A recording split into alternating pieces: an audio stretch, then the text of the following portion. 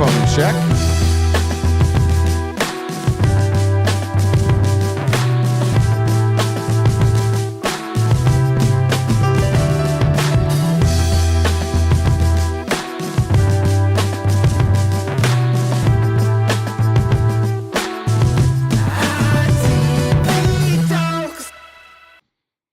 Good morning. Happy Thursday to everybody. It's good to have you here.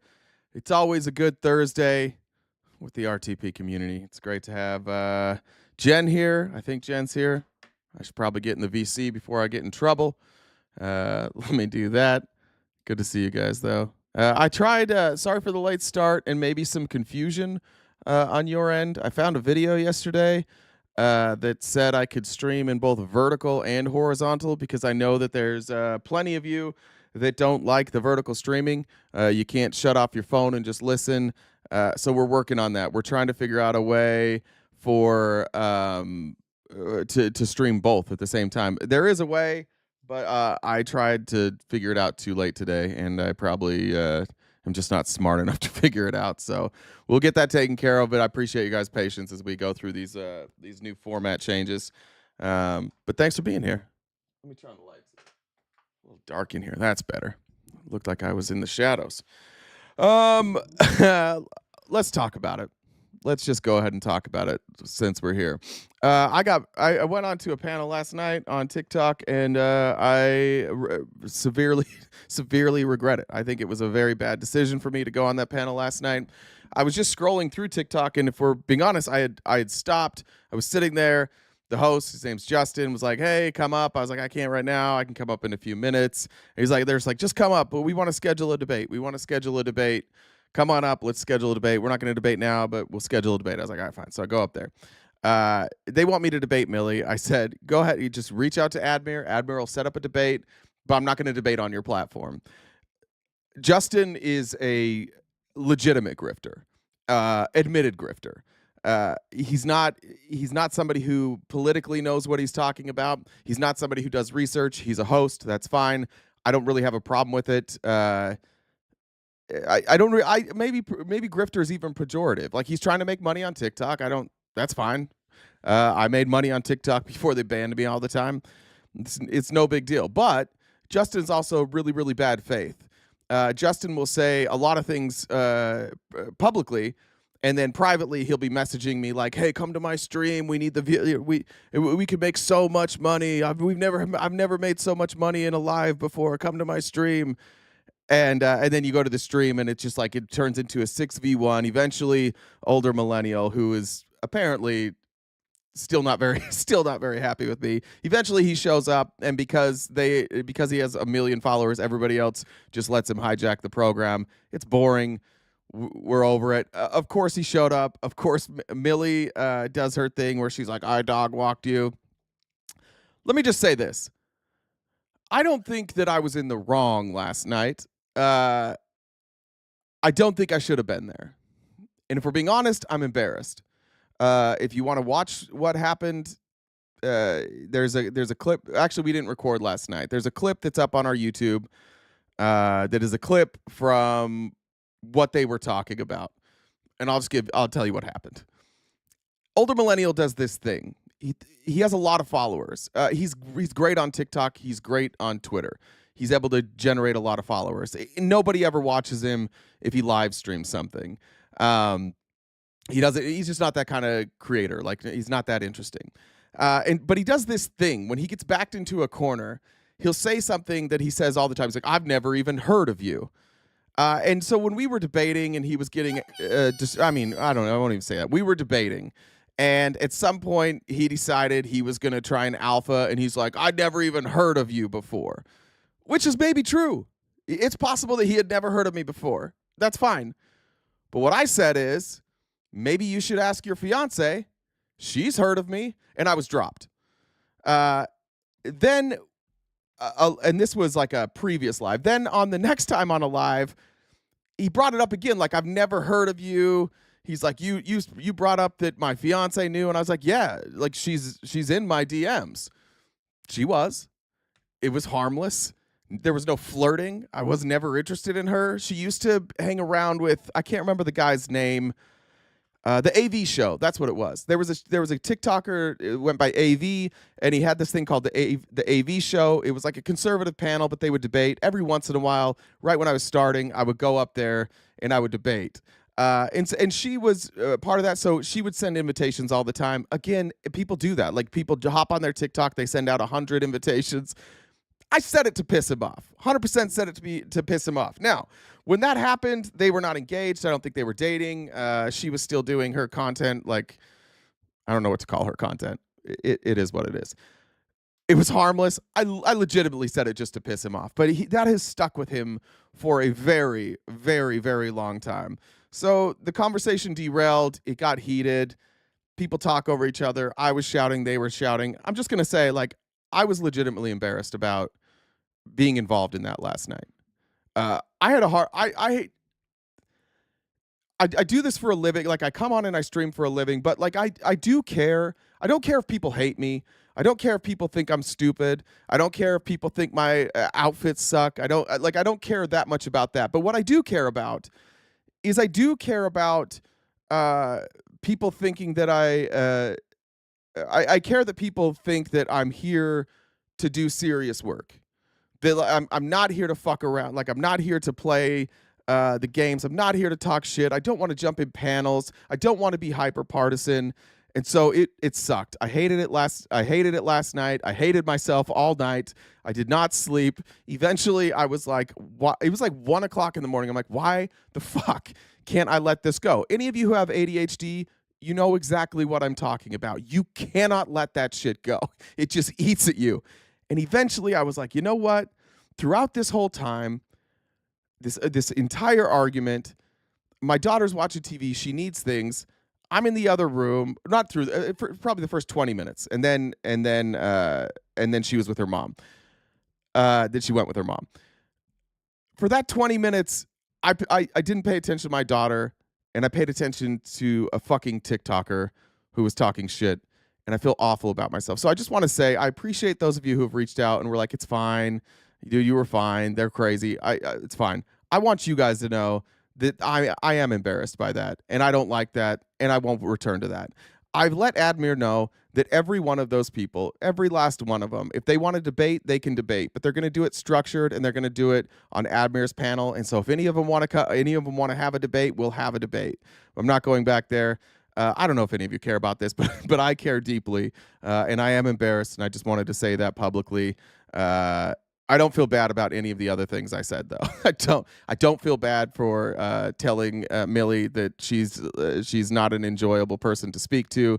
I don't feel bad for telling older millennial to his face that all he does is repackage Charlie Kirk videos and call them his own. And that's why when he gets fact-checked, he doesn't change anything because he doesn't have an original thought in his head. Every bit of content that man has ever done is something that was already written by somebody else, and he just repackages it, and he's like, look at me, I'm leaning in close to the camera, and I have blue lights behind me. So I don't feel bad about any of that. I will say this: fuck older millennial, fuck Millie, fuck Justin, fuck all of them. I don't give a shit about all of them. We haven't given a shit about all of them, and going forward, we will not give a shit about all of them. But I love all of you guys, and this is not that important. So let's get on to the show for today. I want to show you first, obviously most important thing, the NCAA basketball tournament is kicking off. If you have not got your brackets in, if you're in the Discord, you can get your brackets in. Later today, I'm going to come up with some prizes for first, second, third, and fourth place. So there will be prizes. There's no entry fee. It's free. It's a good time. When I put my entry in this morning, there was like 15 entries, so there should be a bunch more. But I just wanted to... because I'm doing this, I haven't watched basketball. I used to be a sports bettor.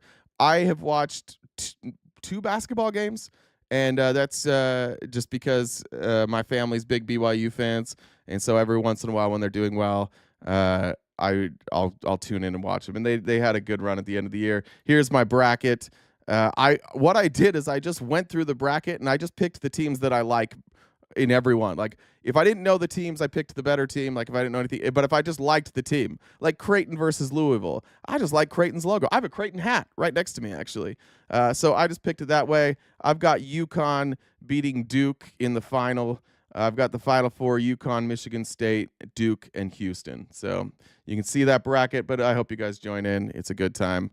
That's right, you did win last year. I remember that last year. Yeah, don't listen. UConn was my favorite team growing up. I don't care.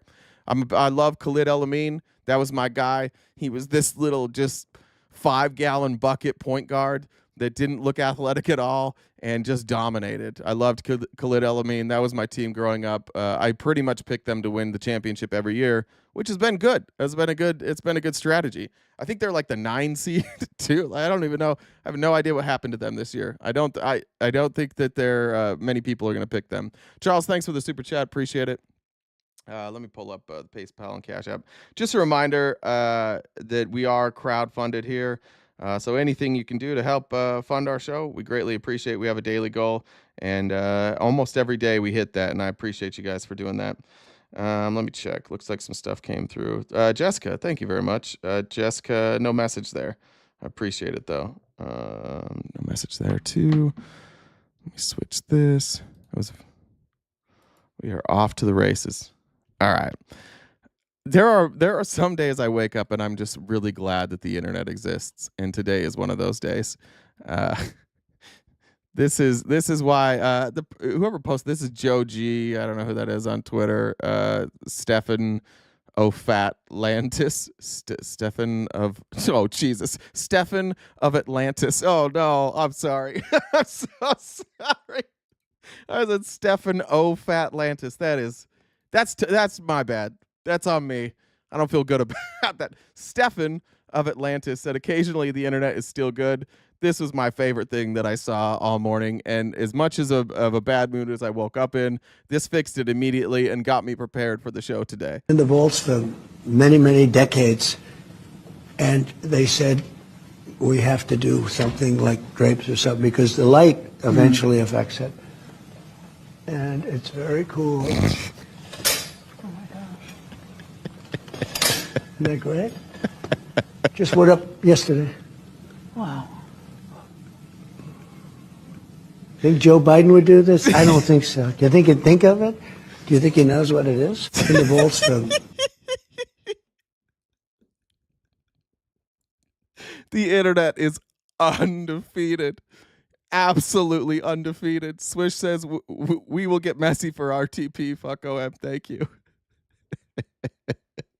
I died. I know. If you laughed out loud, join me. What it really is it's really the Declaration of Independence, and they had to put those curtains there to protect it so it didn't fade. But whoever edited that deserves there's a lot of chat about should Elon get a Nobel Peace Prize. Whoever got that deserves a Nobel Peace Prize. One more time. I just want to do the unveiling one more time. And it's very cool. Very cool. Isn't that great? Just went up yesterday. Did you even say thank you? Think Joe Biden would do this? I don't think so. Do you think he'd think of it? Do you think he knows what it is? It's the greatest thing I've seen. All right. Sorry. Check out this ad. There's a group. I don't know if it's I think it's a PAC called Vote Vets. Check out this ad. They're running this across swing states right now, 6 different swing states. Look at this ad that they put out today. I was at Barnes & Noble's with my 2 children, 4 and 10, and my husband, and I received a text from my coworker, and he said, have you seen the email? I served in the military for over 33 years, just accepted a new position in the VA, come into the office, fire up my computer, and I come back, and there's an email sitting there for me. I knew then. I knew what was coming. I have not had a single negative performance review in my 10 years. It feels like veterans are being personally attacked by Elon Musk. I did not put my life on the line for some tech bro billionaire from South Africa to come in here and try to destroy our country. We're gonna bear a lot of this cost with rising costs, inflation. I'm literally donating plasma to buy eggs. And our congressperson does absolutely nothing. Stop Elon's war on veterans now. That's a good ad. And that ad, when you compare that to what Republicans are doing all over the news right now on Fox, while they're going out there and they're running promos. So how do you think this is playing to the American people, to the average American? How do you think this is playing? My mom texted me. She was talking to her niece, who's a Trump supporter, and her niece. I guess yeah, that's my cousin, but it's my mom, my biological mom. So I don't know my cousins really. So this isn't somebody I've met, but just asked, like she said, legitimately, which I appreciate. Why do people hate Elon Musk? It's because of things like this. And the Republicans are watching what's happening right now. Veterans are being fired. School teachers are being fired. Federal workers who don't make a lot of money are being fired. And what are they doing? They're celebrating these workers being fired. And at the same time, they're leading their news segments with, this isn't fair to the Tesla workers. Think of the Tesla workers. I don't think that message plays very well. The title of today's live that I put in is, it's not politics, it's a revolution. You look at the approval rating for the Democrats, which is at 27%, or as the Republicans last night would say, 21%, because they just can't ever say the number correctly. They always have to make it worse. That's a great thing for us, not for the Democratic Party. It's really bad for establishment Democrats. But to be at 27% right now, with all of this going on, is a great, great thing. That is grounds for a revolution. That's where we should be. What that means is that there are Americans, a significant majority of Americans do not like the party that represents them. A significant majority. That's great. There is no approval rating for anybody or any party above 50% at this point. We are ripe for a revolution, and I don't think it's like necessarily a violent revolution, unless maybe Donald Trump wants to go down swinging. Maybe he won't allow any of that to happen. I got to figure out this fucking auto zoom thing with my camera. It's driving me nuts. But it's people like this that are standing up. Watch CNN last night celebrating. This is incredible. CNN and this pissed off Republicans. They're like, why are they celebrating the demise of Donald Trump? Don't they love our country? Yeah, they do. That's why they like seeing these numbers for Trump. This is an incredible clip from CNN about new polling for Trump's approval numbers. Numbers, I'm assuming. Yeah, they're very different. They're very different. I mean, look, here's the bottom line. Wow. Trump's net job approval rating. Look, in January 2025, he was on the positive side of the ledger. He was at plus 7 points. Look now, he has come back down. He is underwater, right? He's doing a little bit of the breaststroke, maybe doing a little bit of the butterfly. He's at minus 2 points. And it's not just in one poll, it's multiple. CNN, Fox, Ipsos, NBC, and Quinnipiac University, 999, the American folks are saying, oy vey, ay caramba. Okay, well, that was a lot of different languages. Thank you. Judicial. How unusual. Bro had like 85 cappuccinos before we started here. He got all the caffeine in. Is it for a president at this point to have a net negative? Let's go back in the annals of history. I love going to the history books. I did quite well on my SAT 2 in U.S. history. Presidents with negative net approval ratings at this point of term since 1937, going back to the second term of Franklin Delano Roosevelt. Well, there are two men on the screen, and they're the same two men, Trump in 2017 and Trump in 2025. He only matches himself. I guess the good news is he's doing a little bit better than he was 8 years ago at this point. But when you're only matching yourself and you're the only dude who's underwater... He's the best to do it. He's the absolute best to do it. Nobody tanks their own approval ratings quicker than Donald Trump. At this point, not particularly good. Every single other president at this point in a term, either first or second, was above water. So Donald Trump likes to make history, but this is a type of history Donald Trump does not like to make. How is he doing when it comes to the issues? Because that seems to be the big thing for 2025, which is a little different than 2017. Yeah, so look, here are the issues. Sometimes I like lists. You know, I like lists. I like lists for writing out my groceries. Basically, it's a two-line list. It's like cream soda and popcorn. But on this particular one, Trump's net approval rating on major issues, positive. Immigration, how about negative? The economy, federal budget, foreign policy, healthcare, tariffs, underwater on all of these issues, and that is what is dragging Donald Trump down. People came in with good expectations. And that, I think, when we look at that, that's what we need to focus on. When we have these discussions, that's what needs to be focused on. Economy, federal budget, foreign policy, healthcare, and tariffs, because those are all losers for Donald Trump. And that's what's in the news. Like, we got to keep that shit in the news. He's either going to have to change his policies, or these are going to crush him. If he changes his policies, great. That's still a win for us. For Trump, better than for the first term. Yes, he's doing slightly better than he was during the first term at this point, but compared to everybody else, he's doing far worse. And the reason he's doing far worse is Donald Trump is not meeting the voters' expectations on the issues that matter to them, especially, of course, there you go. This is the reason why a lot of people say they voted for him and why he's in office right now. So that's a big deal. The whole kit and caboodle, and he is failing them in the voters' minds. And so that's just the video, have to go sorry. Shopping for cream soda. Perfect. You are welcome. Thank you. Harry Enton, it is always a pleasure. Now go drink your cream soda. I will. John? He does not need more sugar. I don't think Harry should have any more sugar for the rest of the day. Sorry if you guys have an echo. If you have an echo, close out of wherever you're at, Twitch or YouTube, and come back in, and that usually fixes it. All right, here's one of our favorite people, a regular on this program, Kyle Clark. The I don't remember which outlet he's with in Colorado, but a local reporter in Colorado. Reporting on Republicans they're having a hard time finding places now that they can go and hold events. The Colorado Republican Party is having a hard time finding a location for its biggest fundraiser of the year.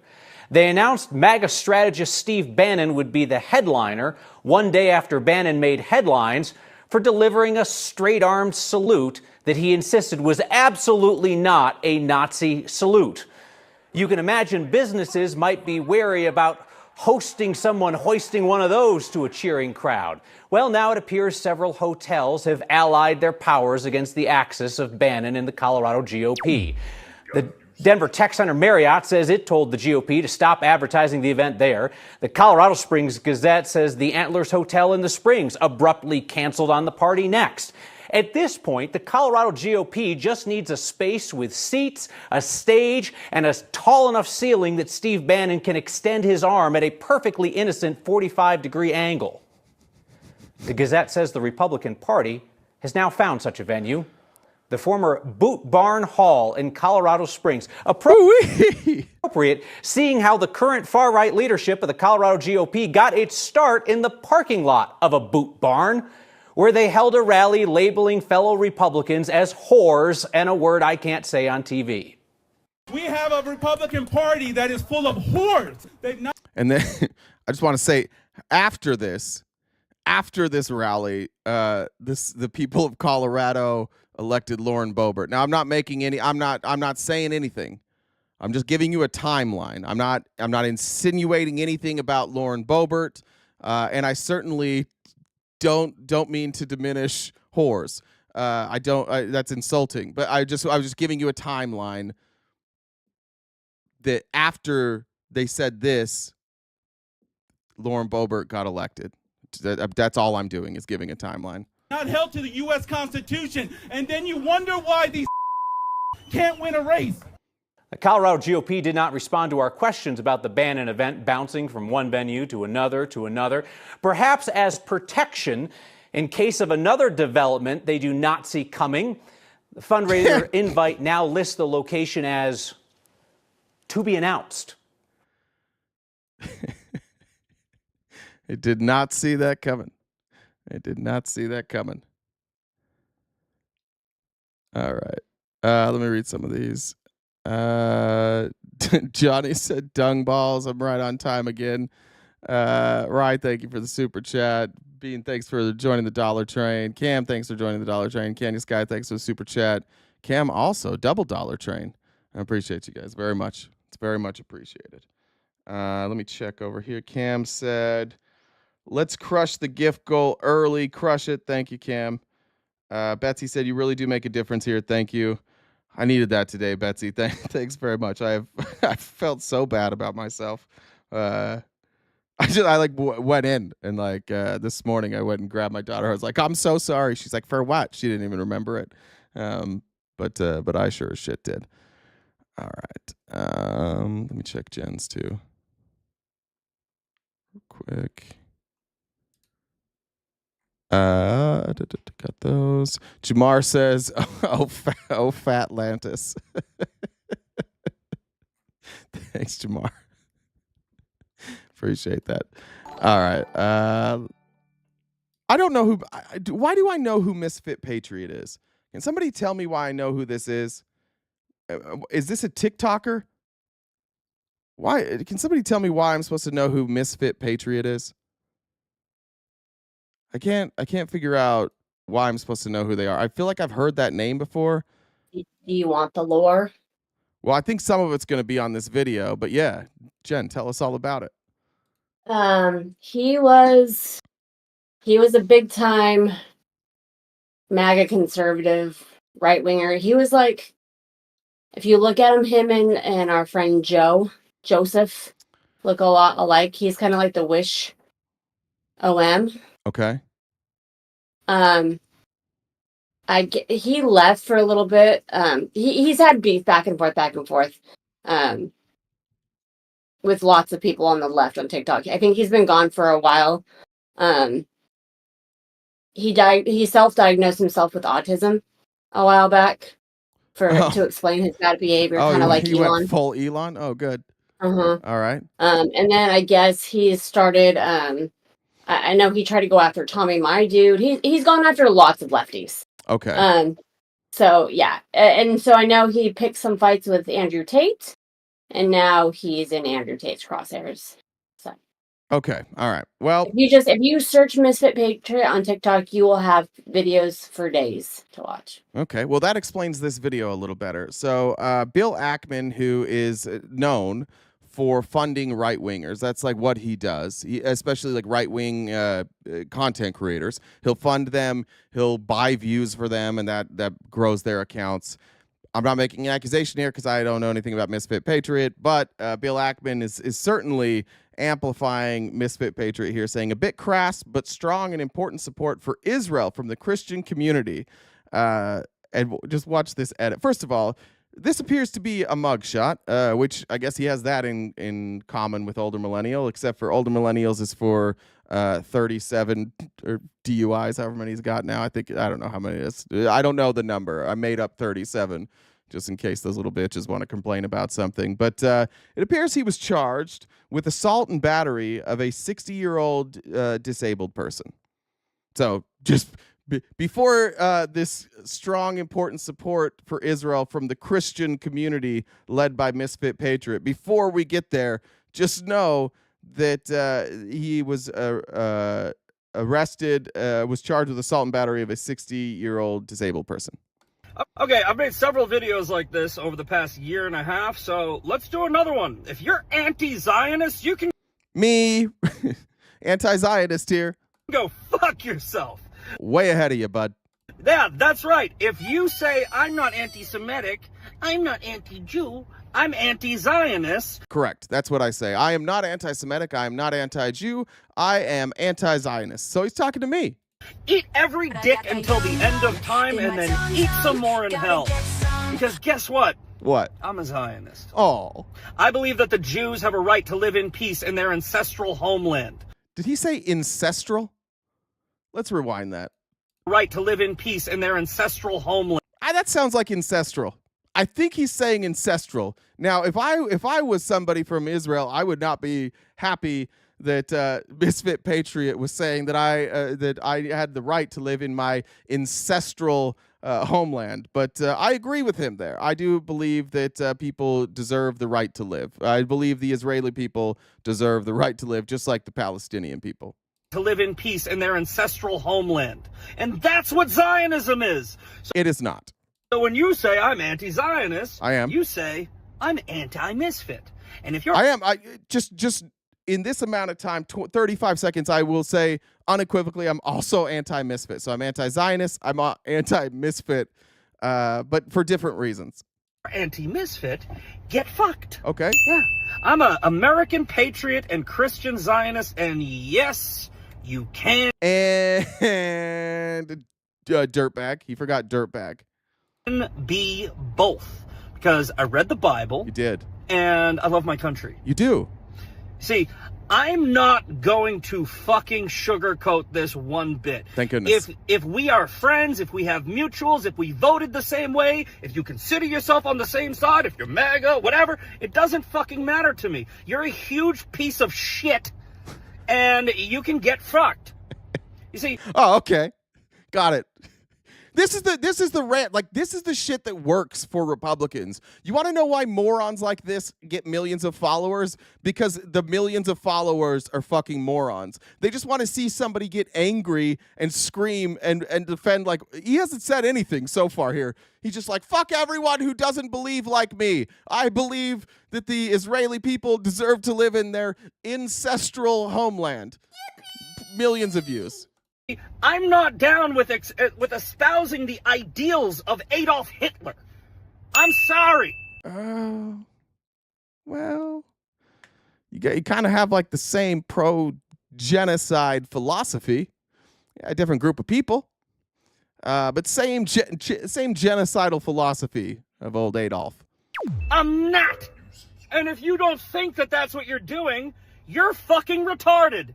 Oh, sorry, I forgot that was in there. My bad. I was supposed to cut that out. I didn't. I apologize to everybody. Yes, you are.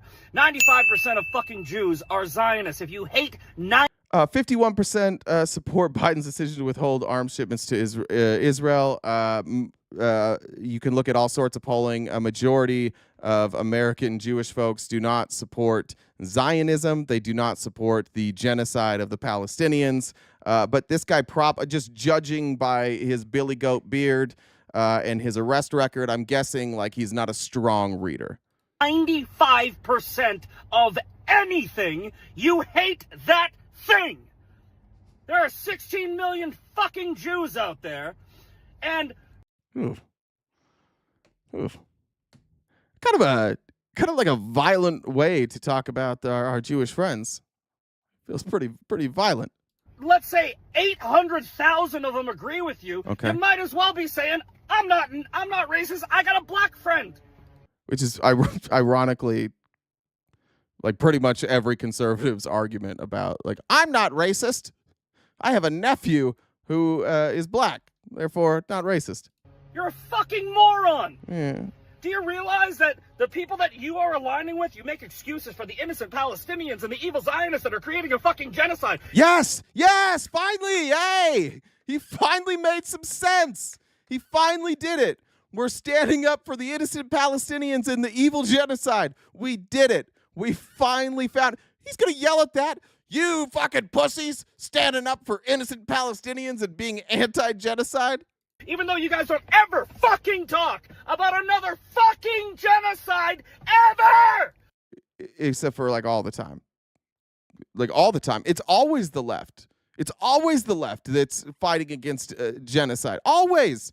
You know who never stands up and goes, hey, let's stop this genocide? Republicans. Republicans are like, hey, we heard there's Republican policy for the last 40 years has basically been turn on the news, find out where there's a genocide, and be like, hey, can we help out? Can we mind if we come over there and help you finish off your genocide? That's basically Republican policy. You care more about the USS Liberty, a friendly fire incident in the fucking, 60-something fucking... It's interesting to call the USS Liberty friendly fire when what it really was is the IDF trying to frame other... I don't remember if they were trying to frame the Houthis or... I think it was the Houthis. They were trying to frame them to drag the United States into a war, which is what Israel always does. If you know the history of Israel, which I'm learning just in the last couple of years, you know what they love doing? They love committing war acts, blaming other people so that they can drag America into wars. That's what this was on the USS Liberty here. This wasn't friendly fire. They were trying to frame somebody and they got caught. So like, our bad. It was friendly fire. Years ago? No, that's... Yeah, anyways, that's enough of Misfit Patriot. That's my one and only encounter with Misfit Patriot. And yeah, it went exactly like you would think any alpha male on the right would go. I do think there's something, I can't remember what it is. He has a big argument. You said with Andrew Tate. I think he's the one that was like, I know that normally you guys can expect me to take the worst possible position, but with Andrew Tate, that's a bridge I can't cross. So good for him. Duckbeard said, $5 as Trump tries to sign the Declaration of Independence while it's in office. He's just going to sign over the top of it. This is going to be worth a lot of money someday. It's going to be great. Then he'll sell like copies of it in the merch shop. All right, back to here's another. How about this other psycho? Jesse Waters had on Howard Lutnick because Howard Lutnick's Trump's lapdog right now, and this is actually crazy. Like the solution to our problems with the deficit are tax guys like this. Just tax them a normal rate. Don't take all their money. Just tax them like a normal rate, and don't let them get away with paying no taxes. And he and Jesse Waters together here have come up with the solutions to all our problems. God help us all. You wanted to talk about these gold cards. Now, everyone's the Trump saying card. these We're going to gold call cards, it the Trump card. Yeah, the Trump card. Everyone's saying this is a recipe for corruption. How do you prevent that from people, just shady guys buying their way in here and doing dirty stuff? Okay, so you had the Biden administration let in 20 million. That's a question. It's a good question, actually, by Jesse Waters. How do you make sure that the people you're selling these gold cards to aren't just like dirtbags or criminals or people who want to come in and take advantage of the tax breaks that they're getting, create maybe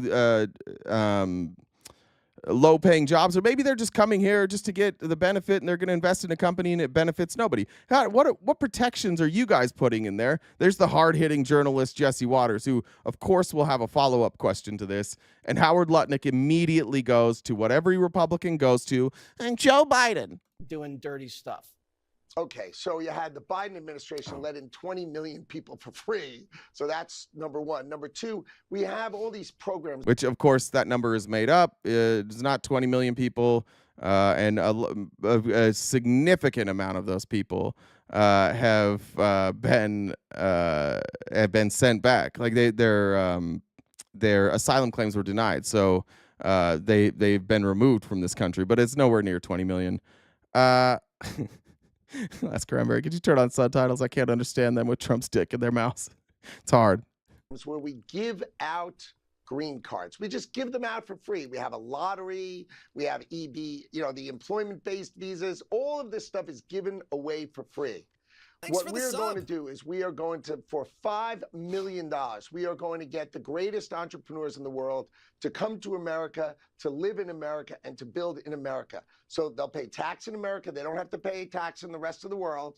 And they're going to come here, and this is going to be... This is not a good structure right now for entrepreneurs. It's not a good time if you're an entrepreneur here in America. There's never been a more difficult time to start a business in America. Why would people come here now? And what is that capital going to do for them? They've already lost a significant amount of their capital, $5 million, to buy a gold card. How many people do they think across the world are going to come here and invest and start companies that are entrepreneurs? Like, entrepreneurs don't just, generally speaking, have mountains of cash lying around. It's folks like me. You take a risk and you try, and you keep going, and you be broke for a long time. This isn't for entrepreneurs. It's because the reason that they're doing this is they want to generate tax revenue, because he knows, and everybody else knows in the Republican Party, that the tax breaks that they are advocating for, the ones that they're trying to push through Congress right now, will not be paid for. They are going to explode the deficit, and so they are desperate to figure out any way to make up the something like $5 trillion in revenue that they will lose. And so they've got it's like they're almost like get rich quick schemes. Like, oh, what if we sell a card? That'll make it up $5 million. All we need is 100,000 people to pay $5 million.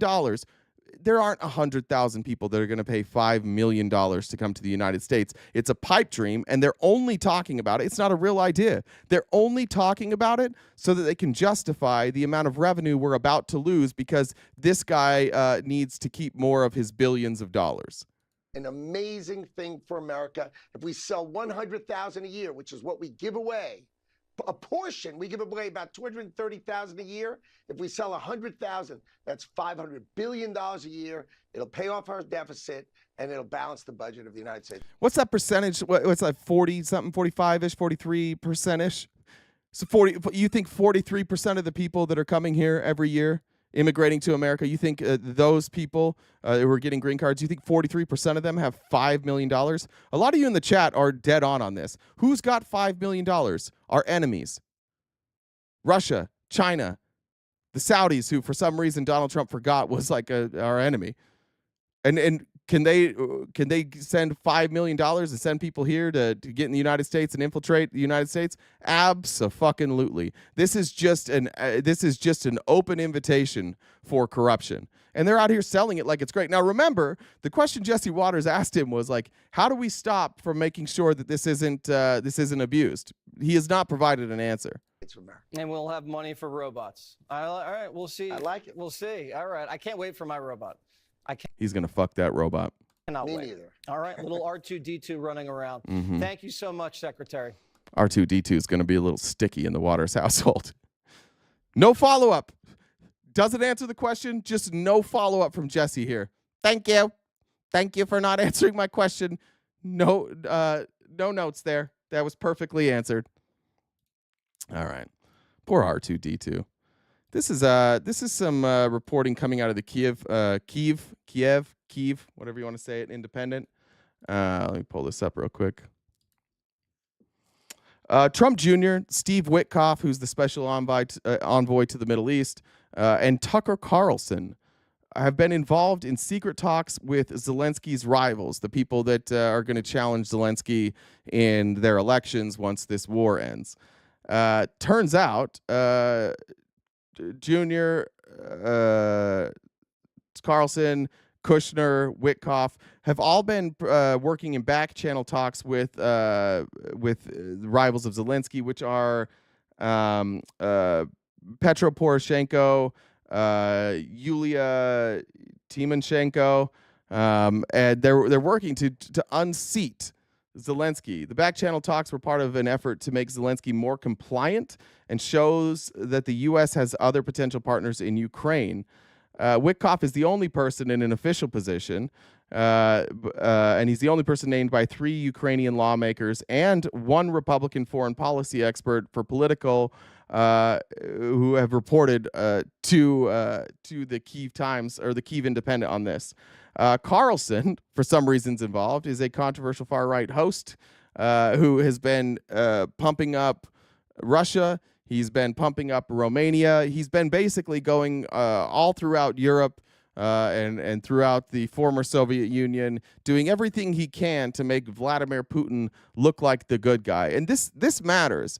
This matters because it shows the strategy. The strategy is, let's align with Russia. Why did they talk about that? Why didn't they talk about that in the election? How come nobody said they were going to align with Russia during the election? They all talked about being tough with Russia, ending this war in 2 days. Nobody told us we were going to align with Russia. And it both, not only just Tucker Carlson and Don Jr., who have no official role, it's not just them. You have our president now going through our intelligence agencies and basically saying, why don't you get out of the way for these Russians? This is from The Intellectualist. Original reporting was from Reuters, but is behind a paywall. This is new intelligence as of yesterday. A report from Reuters on March 19th revealed that the United States has quietly halted efforts to counter Russian sabotage, cyber attacks, and disinformation, marking a dramatic policy shift under Donald Trump. The story from 18 current and former U.S. and European officials details how Trump's administration has ceased intelligence coordination across multiple agencies, effectively blinding the United States to ongoing Russian hybrid warfare. Now, why? Why in the world would you do that? There's no good reason why you would want to blind yourself to what Russia is doing in our country. The Russian asset thing sounds a lot more likely now, doesn't it? The whole Russia thing. Remember with Trump's first administration, Yeah, Vladimir Putin didn't interfere. And now he's just like, we'll just get out of the way. The National Security Council, the FBI, the Department of Homeland Security, and the State Department all previously engaged in a coordinated campaign to disrupt Russian subversion. They've all reportedly suspended their operations with no explanation. The rollback follows a classified briefing from Biden-era officials urging Trump's team to maintain vigilance against Russian intelligence activities. Instead, the new administration just allowed the infrastructure protecting the United States and its allies from Russian interference to wither. Since 2022, Russia has welcome new subscribers. Thank you, Jim. Russia has waged a shadow war across the West, recruiting criminals for arson attacks, attempted assassinations, and infrastructure sabotage while leveraging cyber warfare and influence operations to weaken Western institutions. Biden's team responded with an aggressive intelligence sharing framework, as we should. We worked with our allies and we said, let's do this together. The more, the merrier. That's how intelligence works. That's why it's important to have these types of relationships with other countries, because they have intelligence that we don't have access to. Some countries might trust them more than they trust us, and we share that intelligence together to protect ourselves against Russia. FBI and Homeland Security personnel assigned to tracking Russian election interference have now been placed on leave. The Department of Justice's Russian Asset Seizure Task Force has now been disbanded. Meanwhile, Trump is engaged in direct negotiations with Putin, culminating in a hollow agreement for a 30-day ceasefire on attacks against Ukraine's energy infrastructure that he violated within just a few hours. So, yeah, it kind of seems like we surrendered to Russia, doesn't it? Doesn't it kind of feel like that? European officials now face a stark reality. The United States under Trump is no longer a reliable partner in countering Russian aggression.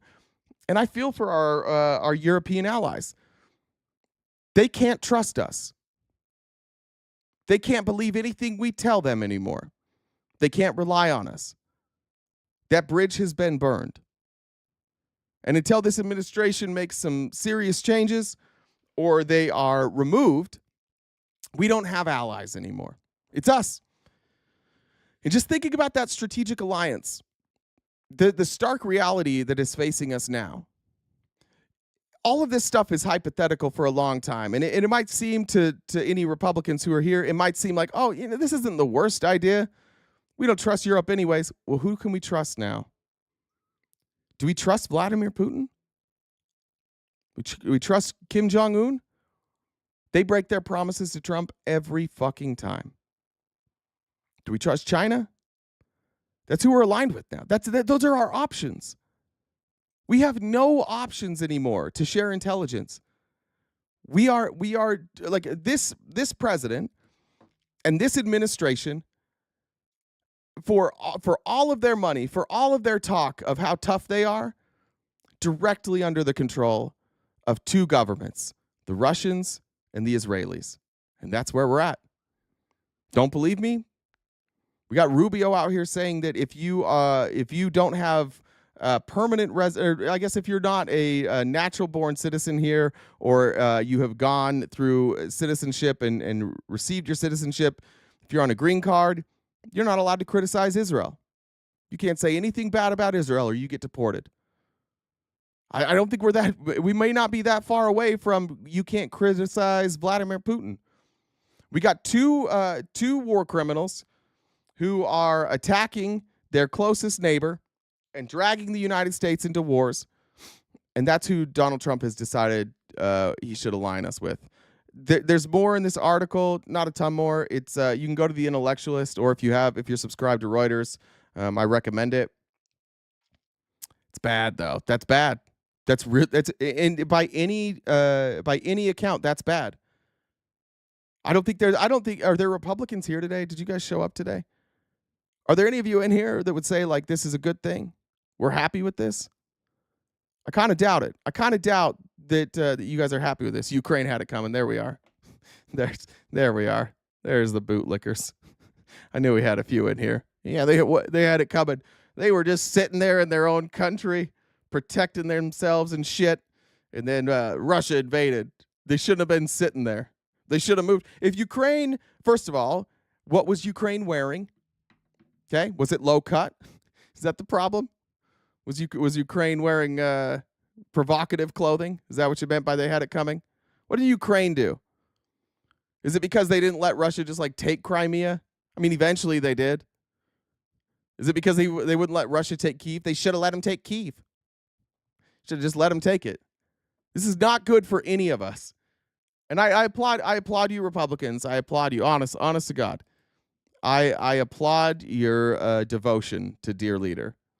It's embarrassing a little bit, but I applaud your devotion. That was number 12, Kim, by the way. I forgot that I had those separated. Meanwhile, besides just intelligence, we've got potential inflation on the rise. We've got a potential recession. Here's Jerome Powell, the chairman of the Fed. Is it chairman?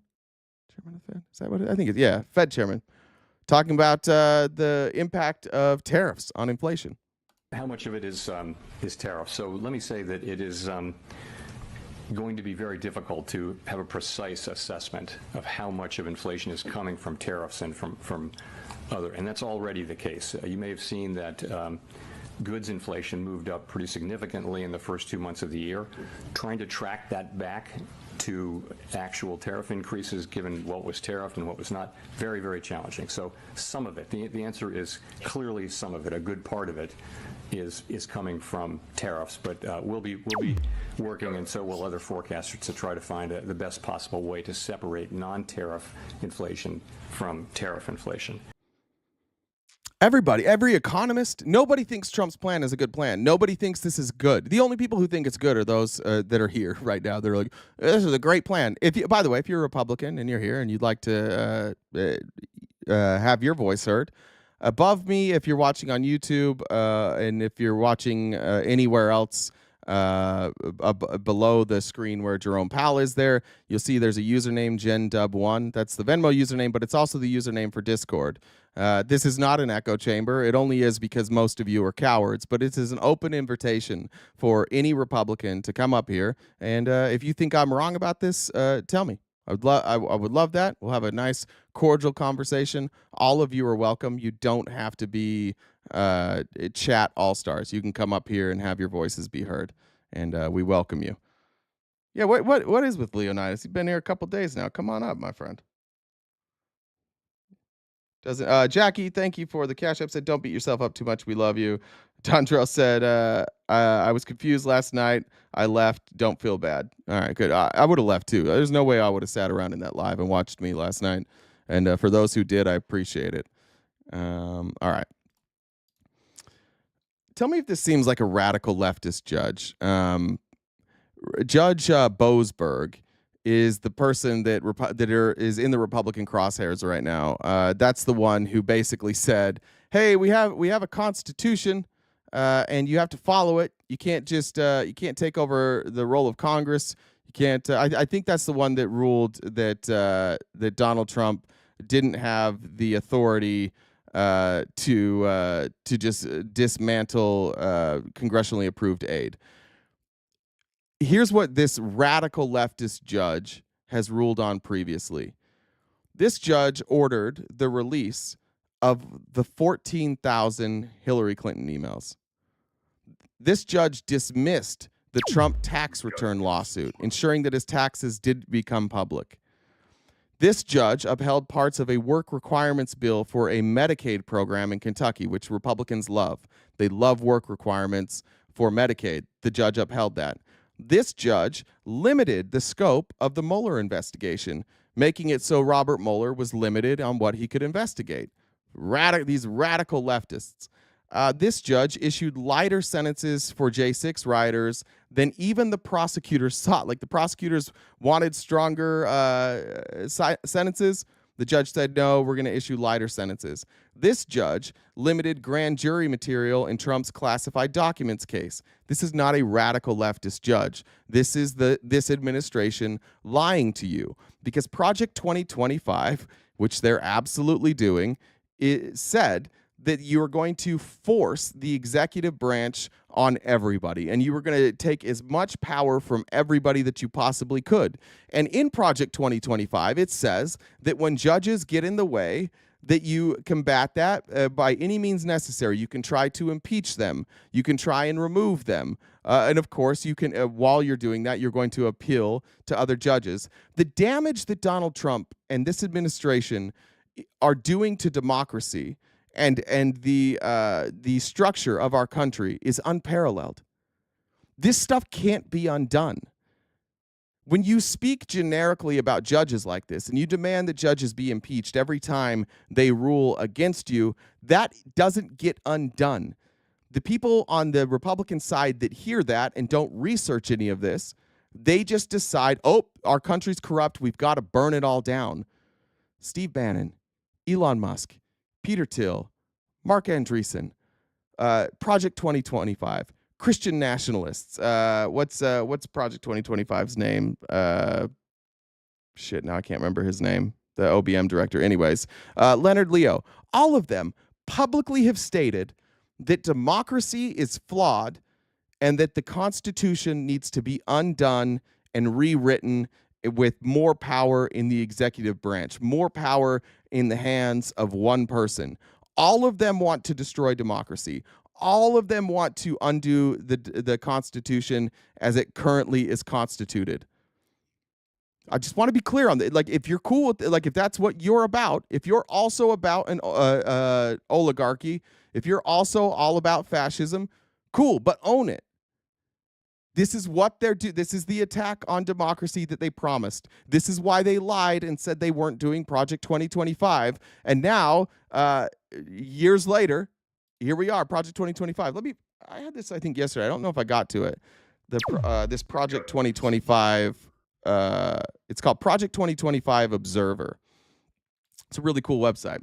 So they've taken all of Project 2025 and they look at the completion, the overall progress of Project 2025 so far. USAID, they had 6 objectives. They have accomplished 100% of those. Department of State, they had 9 objectives. They're 89% of the way there. The White House, they're 88% of the way there. U.S. Agency for Global Media, they're 67% of the way there. Department of Defense, they're 62% of the way there. Department of Justice, 61, 58. I mean, look at this. And now we're starting to see, here's where we're going to start running into some other stuff. You see the FTC here, the FEC and the FCC. When I talked about Project 2025, these were the 3 that I was most concerned about. These are the federal agencies. And what Project 2025 says about these particular agencies is that you are going to fill the agency board, which the president gets 3 picks on. The president gets 3 picks, and the Democrats get 2 picks. And it's majority rule in all 3 of these agencies or commissions.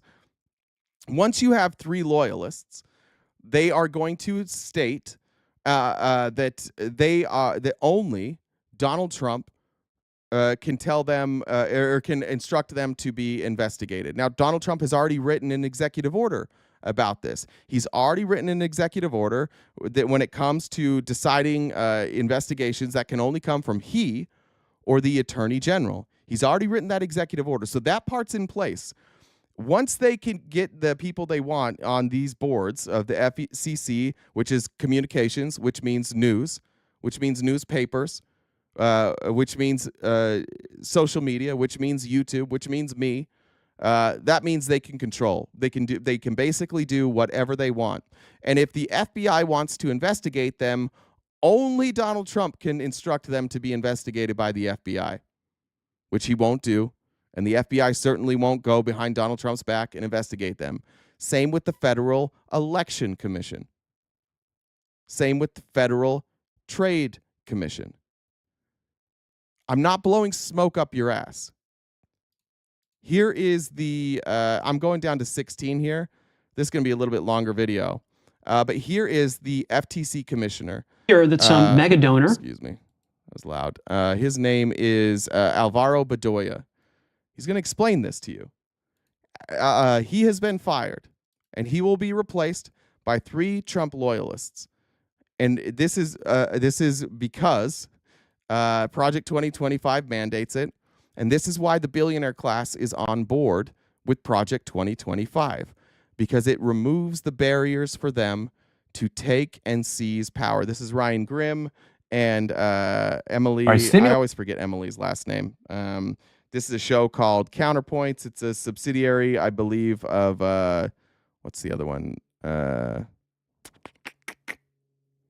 forgot. Drop Site News. But here is their interview. It's 22 minutes long, but I think it's really important. This is the part that is getting really, really scary for me.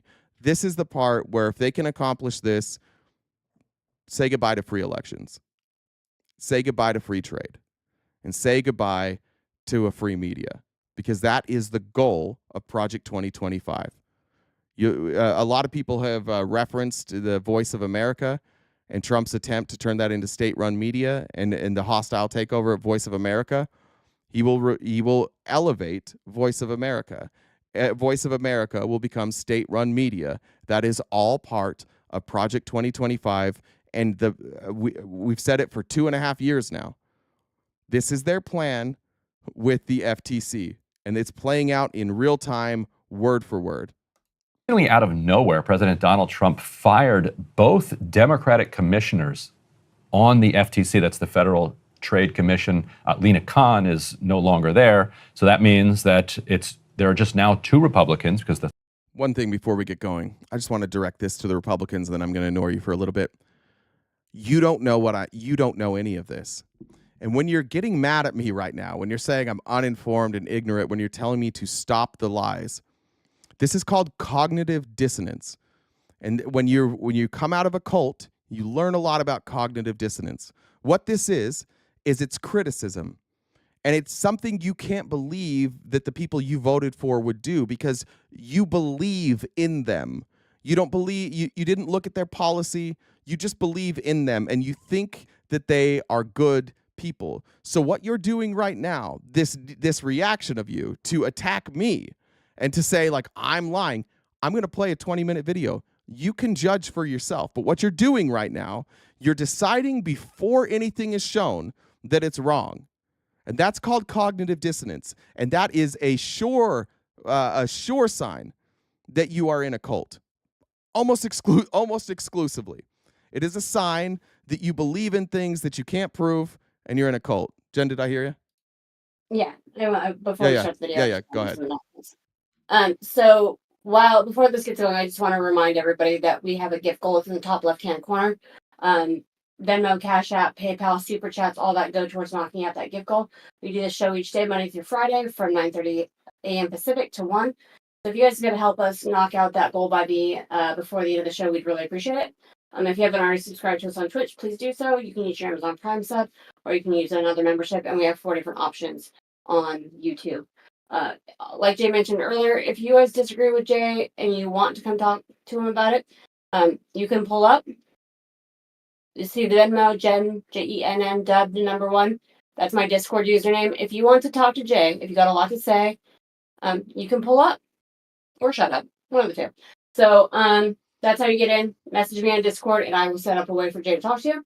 And check out our link tree. We're on different social medias, so you can check out our different conversations. And if you're on YouTube, please like this stream. The red heart. That'd be a good thing to help push this out for us a little bit more. Someone broke into my garage and stole my limbo stick. Oh no. I mean, how low can you go? How low can you go? Thanks. I didn't read some of these super chats. Let me get them real quick. Laura said, loved you and Jen telling Millie who she is. Thank you. Tony said he sounds like he'd be fun at parties. I think these are old. I think that was for Misfit Patriot. Asa Sophia, thank you very much. Said, don't be so hard on yourself. You're appreciated here. Messy Petty J, keep up the good work. FOD has been a member for 2 months. It says coming all over the GOP. Thank you. Look, I want to be clear on this too to the Republicans here. I'm not calling you names. When I talk about being in a cult, it's from experience. This is not an ad hominem attack. There is one thing that every person in a cult has in common. They don't think they're in a cult. There's never been a member of a cult that says I'm in a cult. If you're in a cult, you don't know. That's the main thing. Like, being in a cult requires you to leave the cult before you know that you're in a cult. And that's why I point out things like cognitive dissonance because I'm trying to help you understand the mistakes that I made. You don't have to change your views. You can stay conservative. But what I'm showing you is that your knee-jerk reaction, before the information has been given, you've already decided that the information is wrong. That is you shutting your mind off to inconvenient information. Maybe I'm wrong. Watch the video. But you've already decided before this video started that it's wrong. And that's why I say it is cult mentality. There are people I know that are from the cult that I am in who can acknowledge the information that is negative about that cult. I said cult, I mean cult I was in. They can acknowledge the negative information. They remain in the cult, but they operate outside of the cult. They operate independently. They take the part of the cult that they like and they say, that's going to be part of my life. That's a good thing that this cult does. And look, every cult that has ever existed started off doing good things. Every single one of them. I'm not even saying that all you I think you guys misunderstand what a cult is. A cult doesn't mean evil. A cult doesn't mean you worship the devil. A cult doesn't mean any of that. What a cult is it is a walling out of other ideas. It is insulating yourself so that any information that doesn't align with your principles or your ideas is immediately ignored. That's what a cult. That's why it's dangerous, because you could be in a cult and you could be right. It could be both. But if you are in a cult and you're right, you're probably not hearing the counterpoints to your information. And that's why I say that a knee-jerk reaction to a video that hasn't started yet, and you already saying, TDS, Joe Biden sniffed you. That was a pretty good joke, actually, by the way, whoever did the sniffing one. Dems are a cult. By the way, you spelled cult wrong. It's CULT. All of this reaction that all of you are having right now, all of this hysteria before we have started the video, you are proving the point. And I don't hate you. I want you to just wake the fuck up. I want you to look inward and say, why am I a person who has decided already before knowing the information that it's wrong? How did I become this person? And is that a healthy way to live your life?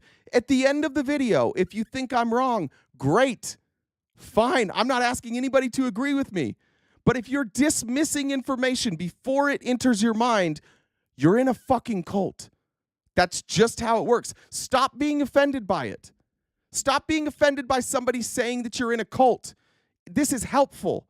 More people should have told me I was in a cult. This is good. This makes sure that you can't be manipulated. You should never wholesale reject information before you consume the information. It's not good for you. It's not good for the country. It's not good for you mentally. It's not good for you. Hell, it's not good for you physically. I'm just asking some of you to be adults for a second. I'm sorry that it hurts your feelings that I say you're in a cult, but I was in a cult. I can say I was in a cult. It's not good. I'm just trying to help. Don't agree with me politically. Keep your Christian beliefs. Keep your Christian nationalist beliefs. Keep your Republican beliefs, your conservative beliefs, whatever, your MAGA beliefs, whatever you call them. I'm not asking you to change your beliefs. I'm asking you to critically think about something that is happening in the government and don't reject it just because you voted for this guy. That's all I'm asking you to do. And that's a wild thing that some of you are upset that that's a bridge too far for you to go. No, I will not be open-minded. No. Trump derangement syndrome. That's cult behavior. The third has yet to be appointed. Among them are Rebecca Slaughter and Alvaro Bedoya. You can put up the second element here. Former commissioner. Now, I'm just going to call him commissioner because I don't recognize I don't recognize the validity of these firings. His statement that he put out last night can move on to E3 as well. Lena Khan standing up for the former Democratic commissioner as well. She said the administration's illegal attempt to fire Commissioners Slaughter and Bedoya is a disturbing sign that this FTC won't enforce the law without fear or favor. It's a gift to corporate lawbreakers that squeeze American consumers, workers, and honest businesses. And joining us today for his first interview since this illegal firing is Commissioner Bedoya. Commissioner, thanks for joining us. Thanks for having me. So this was always considered to be a possibility. Yeah. But on the other hand, they could easily have 3 Republicans. All they have to do is hold a vote. Right. And they can get the third one. I think and then it's they scheduled can, for Monday. Yeah. Yeah. So then they 3-2. You guys can complain, and also Andrew Ferguson. When he says 3-2, that's what he's talking about, like the vote, the 3-2 on their between these commissioners. That majority rules. It's a simple majority. So that's what he's talking about. They can vote, and 3-2 is all you need. So if you put 3 loyalists on, because Trump gets to pick 3 and the Democrats get to pick 2, the 3-2 vote will always go in Trump's favor. So that's why it's really, really important in Project 2025. And they spelled this out, that the people that you appoint to this commission must be loyalists. They must be on board with the ideas espoused in Project 2025. In the FTC chair, you guys work with him fairly well. Like when he was named the chair over Holyoke and over other possibilities, it was seen in the anti-monopoly circles as kind of a win for the Vance wing because he's closer to you guys and Lena Khan than anybody else. And this bipartisan antitrust thing, where we're actually going to go after corporate power, might actually be gaining some steam here. Yeah. And they don't need to fire you because, like I said, they can just outvote you every single time if they don't like where you come from. So did you expect that they would do this, and how did you learn? Did you learn from Fox News? I thought it might happen. I was surprised at the moment it happened because, when did I learn? I just left work and I was at my daughter's gymnastics practice. Okay. When Commissioner Slaughter. First of all, girl dad. Immediately love him. And for all the Republicans that are here that are girl dads, I love you too. I want you to know that. I have a soft spot for girl dads. Called me and said, have you checked your email? And there was some guy at the White House claiming that the president was firing me. Look, I think timing is important because if this were just a unitary executive thing, we would have been on that checklist week 1 or week 2, along with Gwynne Wilcox at the NLRB. I think instead you got to ask who this is helping and why they did it when they did, because this doesn't help MAGA. This helps Musk. Right. Now, I actually disagree with him. He says he doesn't believe this is a unitary executive theory thing. It absolutely is. Unitary executive theory is the theory behind Project 2025, and this is all spelled out in Project 2025. And he's going to tell you how busy he's been, so I don't blame him for not knowing this is much about Project 2025. But what he's about to explain to you is that Project 2025 doesn't only benefit the Christian nationalists, it also benefits oligarchs. It also benefits billionaires. And so he's looking at this from a lens of who is it going to benefit? It doesn't only benefit the people he's about to list, but from his view and his lens, which again is not totally informed, and rightfully so. Like, most people haven't read Project 2025. Most people aren't nerds like I am. But he's going to say that he doesn't believe it's unitary executive theory. I disagree with him. I think this is absolutely unitary executive theory, and it's written out in Project 2025. But the question he asked was, who does this benefit? And from his viewpoint, this is going to be laid out very clear who this benefits. I think you got to think about the billionaires over the president's shoulder at the inauguration. 3 examples. I am currently suing Amazon in not 1 but 2 lawsuits. I am responsible for enforcing a privacy consent decree against Elon Musk and X. And I am a judge in a matter where FTC staff is trying to ramp up the privacy protections that apply to its users. Who else have we been investigating? Pharmacy middlemen who allegedly, send kids with cancer home and say, no, you can't get your cancer medicine at that independent pharmacy. You got to get it in the mail in the pharmacy we own. Can we? Now, maybe he'll cover this. Actually, let me see what Grimm is going to say, because I don't know if Grimm's going to cover the pharmacy thing. Give me a sec. Pause for 2 seconds on the pharmacy middlemen. Sorry. Absolutely. In the lame duck, Yeah. between the election and the inauguration of Donald Trump, there was pharmacy middleman reform. These are called pharmacy benefit managers, PBMs. We've discussed this before, but pharmacy benefit managers basically are people in between the pharmaceutical companies and the people. And a pharmacy benefit manager is somebody who is supposed to make sure that like prices aren't gouged, and that's how it was sold. It was like this privatization of how would I say it? Like a privatization of oversight. That instead of having the federal government have oversight for these pharmaceutical companies, we've got a better idea. Let's let private industry take care of this. Except then all the pharmaceutical companies just bought the pharmacy benefit managers. So they actually run the pharmacy benefit managers too. So it was a great move by Big Pharma, which, by the way, to the Republicans in the chat, honest to God, like I don't want to argue with you all day. I want to get on the same page. I think everybody in this chat hates Big Pharma. You guys like RFK because RFK is going after Big Pharma. And there's things that RFK agrees with that I agree with. Right? We overprescribe the shit out of opioids. I hope to God that RFK uses his time to go after pharmaceutical companies. I hope to God that he uses his time to go after pharmacy benefit managers. These aren't left or right issues. Going after pharmacy benefit managers is a like 90-10 issue. You and I, the Republicans here, we all agree on this. I want to be clear on that. We all agree. Don't do the cognitive dissonance thing right now and say, oh, I disagree with him because he's on the left and he doesn't like Trump. We all agree on this, that Big Pharma should not regulate itself. This one, it's probably not 90-10. It's probably 99-1. Everybody agrees on this shit. And Congress has tried to pass legislation on this for a while. It's wildly popular, and it should be easy to pass.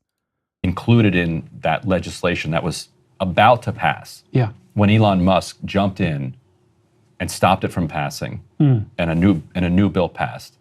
I understand since then something like 300 plus pharmacies have closed as a result. That's what I've heard as well.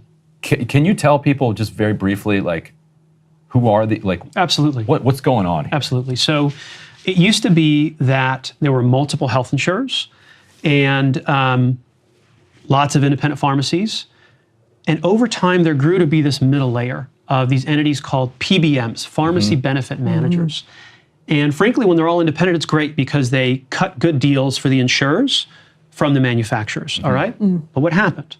It started to be that each of the big three insurers bought or got their own pharmacy middlemen. And then those pharmacy middlemen have their own. I think I said the pharma companies own the middlemen. It's the insurers. But I actually think I said pharmacy, the big pharma, but it's the health insurers. Pharmacies, often mail order, sometimes not. So what happens, a lot of those multi-billion-dollar companies don't consider it profitable to serve rural America, urban America. It's the independents that serve those folks. My first trip as an FTC commissioner was to Charleston, West Virginia. Met in a strip mall with a bunch of pharmacists who took care of a lot of folks during COVID when no one else did. And what those folks say is, yeah, I got people showing up at my pharmacy with prescriptions for cancer medicine, and they're told, go home, wait for it, because the PBM says, I can't give it to you. You need to get it from their pharmacy. I met with pharmacists in Louisiana who said after Ida came through, there were about 24 pharmacies served 2 parishes. People were showing up at the 4 pharmacies that were open, including like 3 or 4 independents, and they got a screen that said, you cannot give this person their insulin prescription. They need to go to the pharmacy we own down the street, which is under 3 feet of water. Right. That is who we're. Imagine that. You literally can't get there because it's underwater. Was Hurricane Ida, 3 feet underwater. People going to get their insulin, which they need to live, and these PBMs say, no, you have to go to the one that we own. Didn't even update that it's underwater. Now what are the people left to do? Just die? And that's what Congress, Republicans and Democrats agreed upon. They all agreed like we needed to reform this system. And then Elon Musk stepped in, and Elon's like, no, we got to squash this. And I'll explain that in a minute. There's a reason Elon Musk stepped in to squash that. We're talking about here. Right. And you guys we're coming after that. We have been in the middle of a, I think, more than year-long market study into the pharmacy benefit managers. What's more, me and Commissioner Slaughter are sitting as judges in a case in which FTC staff alleges that these middlemen are competing not to lower the price of insulin, but to raise it. And if our lawsuit to make clear that we are still commissioners fails, I don't know what happens to that lawsuit. Right. So I'm curious about this timing question as well. Yeah. That is very interesting. And, Ryan mentioned some of the common ground between you and Andrew Ferguson, and common ground that Andrew Ferguson had found with Lena Khan. Yeah. But you guys had a dust up recently over, I think it was diversity, equity, inclusion stuff at the FTC, which Andrew Ferguson said he would strip out. Right. And I'm curious also if maybe... Hey, where is that? Drakendus got. You said it actually had to do with things hidden in the bill. No, you don't know that, and you're not being honest right now. That's cognitive dissonance again. I'm going to call this out all day. You don't know what was in that bill. You haven't heard of that bill. You literally just wrote that because you don't like the fact that I just criticized Elon Musk. That's why you wrote that in the chat. You have no fucking idea what was in that bill. And secondly, why is Elon Musk stepping in to kill a bill? None of the Republicans knew what was in the bill, but Elon did? While Elon was running 3 companies and doing a fake-ass Doge audit, he also somehow is taking time to read thousands of pages of bills? Or is it possible that Elon Musk and his billionaire friends have a financial incentive to not remove pharmacy benefit managers? Think about it, but you don't know the answer to that. And if you're honest with yourself, you'll agree. You wrote that because you're uncomfortable right now. Learn to be uncomfortable. My best advice for anybody is to learn to be uncomfortable, especially with information. When I left the cult, I learned I have to be uncomfortable, and I'm regularly uncomfortable with information here. I regularly am seeking out the opposite of my opinion to make myself uncomfortable, because if you start being comfortable with information, if you start being comfortable relying on a handful of sources, you are open to being led or misled. You're open to misinformation, and you're open to being undereducated. And that's what you're seeing right now. You're on my live stream because you love Donald Trump, and you love Elon Musk, and you love Republicans, and you hate me. And you only hate me because I'm saying things that are uncomfortable to you. Like Elon Musk unilaterally stopped legislation that makes it so that people, when there's a hurricane and they need life-saving insulin, pharmacy benefit managers can't be like, hey, you have to go to our pharmacy that you can't get to because it's underwater in order to live. Sorry, bitch, you're just gonna die. That's not a hot take. If you're on the side of, sorry, bitch, you're gonna die, I don't know what to tell you. You're a bad person. Seek help. And the only reason you think that is because you're like, I would rather people die than admit that Elon Musk is wrong about something. Be better. Maybe because it strikes me as, Sundar Pichai is trying to have a great relationship with Trump, despite the Trump DOJ originally filing the Google antitrust suit and all of that. So they had to have known. I mean, Ferguson has been no friend of Amazon and Jeff Bezos. They had to have known some of this was coming. I wonder what you make of the case that maybe they realized you wouldn't be cooperative with them at all, that there wouldn't be. And who is they? Just people, like whoever was pushing for you to be quote unquote fired. They said, well, he's not getting along with Andrew Ferguson. I don't know who the they is, but I can tell you how I spent the last couple weeks. Thanks, Jody and Rory. About a week and a half ago, I called out Jeff Bezos by name for his blithe statement that the Post editorial page would focus on free markets and personal liberties. And I said, hey man, when I think about free markets and personal liberties, I don't think about the Post editorial page. I think about the vending machines in Amazon warehouses that dole out painkillers and not potato chips. Bernie Sanders put out a report showing that people are literally working so fast, so hard, their hands stop working, their shoulders stop working, the discs in their back bulge and break. And I called them out. I got 2.5 million views on it. That was the last thing I did. A little before that, I pressed Chairman Ferguson, who you're right, did a great thing in ratifying the merger guidelines, which had special protections for labor in them. That was a good move, and I respect him for it. But my beef with him, as it were, has been that he is in a position to do extraordinary things for affordability in this country. Now, Jeff Bezos also has a financial interest in pharmacy benefit managers. Jeff Bezos wants to take over, like Amazon Pharmacy wants to take over everything. Amazon Pharmacy wants to make it so there's no CVS. And there's a part of me that says, I like that. You know what I hate more than anything? I hate going to CVS.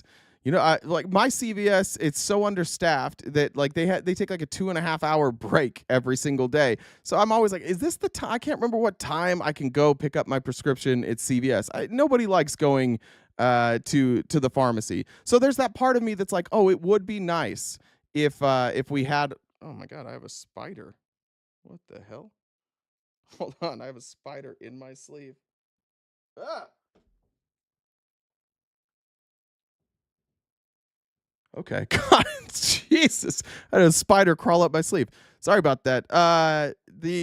Where was I talking? Oh, I was talking about the pharmacies. So I would like the idea that a pharmacy, that my prescriptions would come to me. Now, what I take, like, probably can't be sent through the mail. So I get that. But what Jeff Bezos needs to make sure, as he's trying to take over all the pharmacies, is that he can control prices. And so Jeff Bezos and Elon Musk together, who are, you know, they're buds now. They're both invested with Donald Trump. They need to make sure that places like the FTC don't stand in the way of them having a monopoly over all pharmacies. And they also need to be able to manipulate prices to protect their shareholders. Or, you know, maybe Amazon pharmacy has a down quarter and they're like, don't worry, we're going to increase the price of drugs on the American consumer to make up for our lost profits from the previous quarter, and we'll make this all up for our investors. And who cares about the people who already are living paycheck to paycheck, who can't afford their medicine? Do you really want Jeff Bezos in charge of drug prices? I don't think that's a good idea. And I was disappointed he'd spent the first 4 weeks not saying anything. Not the milli in the sleeve. Oh. 6 cents a million. Thank you very much. Anything about the price of eggs, about the price of milk, about grocery prices. And I was pressing him to investigate the price of eggs and calling out the fact that eggs in this country, our ability to get them, is controlled in part by what appears to be a duopoly in Europe that controls the supply of layer breeder hens. Since then, DOJ said they're investigating. I think it's a great move.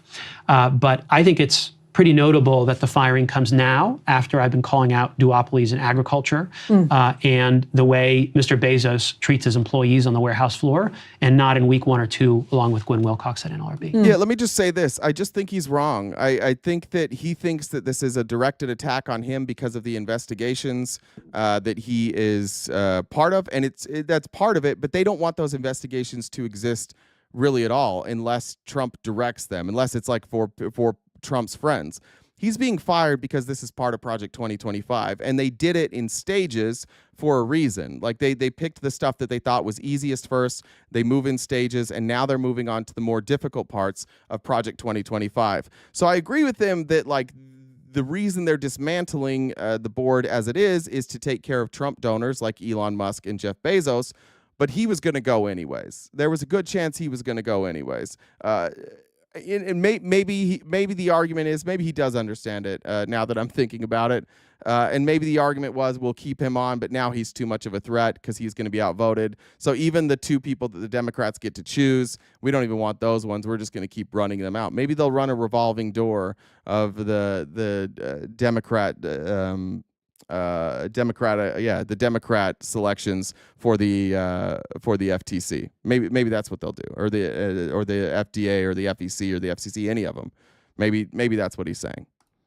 And I think your point about the timing, which Emily picked up on, is really important, because I can easily be persuaded that a president should actually be able to control like the various agencies within the executive. Like if Bernie Sanders had magically won the White House, I wouldn't want some like retrograde commissioners on the NLRB and FTC thwarting the Bernie Sanders agenda that the people had elected. Right.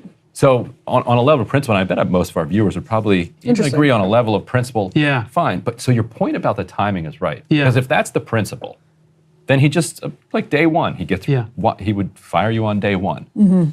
But the MAGA world of which J.D. Vance is is a strong element, has liked your work, has liked Lena Khan's work, has liked Jonathan Cantor's work over at DOJ, Doha Meki's work. Yeah.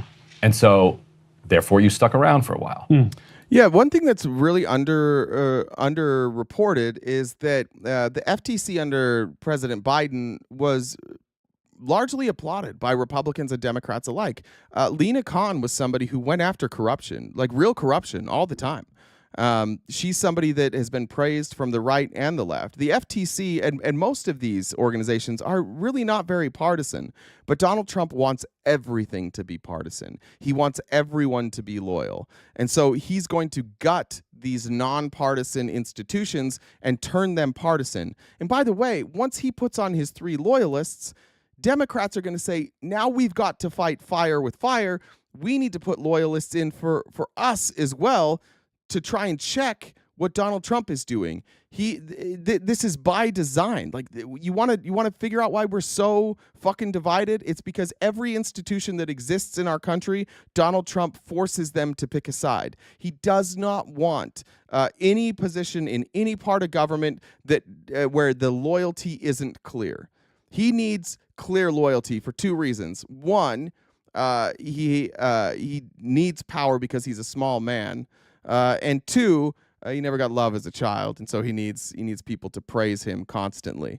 And the problem with demanding loyalty is you're not getting the best and the brightest. This Republican move, like, we're all about meritocracy. The fuck you are.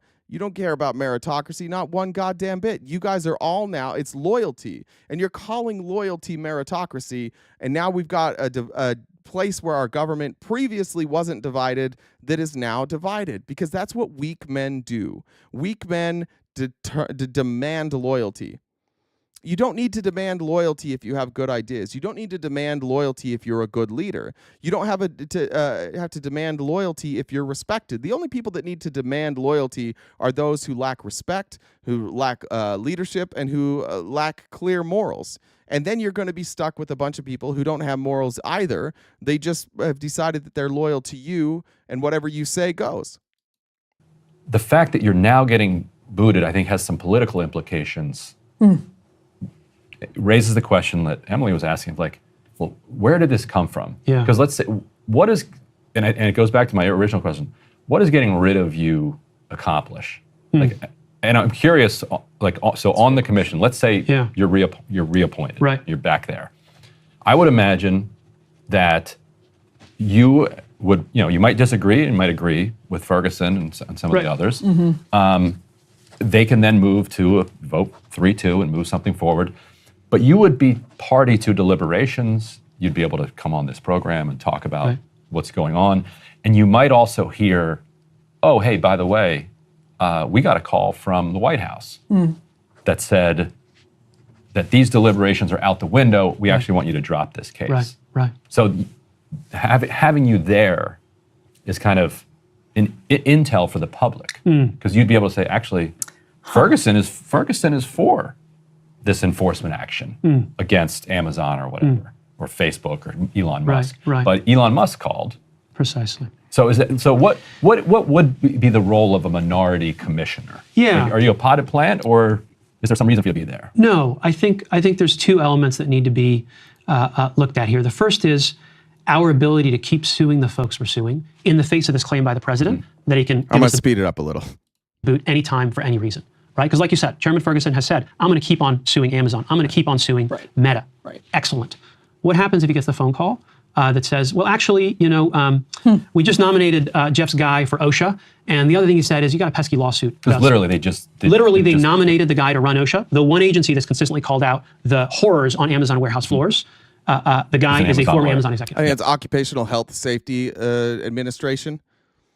One day, Trump's nominee lasted, I think, 1 day before Trump's donors called Trump and they're like, hey, this guy's trying to make sure that we are forced to have safe work environments, and we don't like that because that's going to cost us money, and so you got to get rid of him. And Trump capitulated immediately. It was his pick, his choice. All it took was a couple rich donors calling him, and he's like, out, you got to go. Sorry, you're done. Yeah, that's right. And so, hey, Jeff is also saying he wants this lawsuit to go away. And by the way, what's that lawsuit about? That's about small business sellers. If you're a small business seller, you have to be on Amazon. It's a monopolist. Right. It is forcing them to pay up to 50 cents on every dollar they sell on the site and making it impossible to offer lower prices, right? And so whether or not Chairman Ferguson wants to bring the lawsuit, if he get fired for just saying no, what's the point? right? Yeah, And so for my Republicans, let's speak directly to you. You guys, I'm assuming if you're a Republican here, or if you are just the opposite side of me, I assume that you're free market. Is that correct? If you're a Republican here and you like the free market, go ahead and put a thumbs up. Give me a thumbs up, Republicans here, if you are fans of free market capitalism. And if you believe that Trump is a free market capitalist, as he says he is, and I'll take him at his word. I'm going to take all you Republicans at your word that you're fans of free market capitalism. Give me a thumbs up there. I'm also a fan of free markets. I'm a big fan of free markets. I like free markets. Thumbs up if you like free market capitalism. I don't think we're going to get anyone to join in. If you're a fan of free market capitalism, then you should agree with what he's saying right here.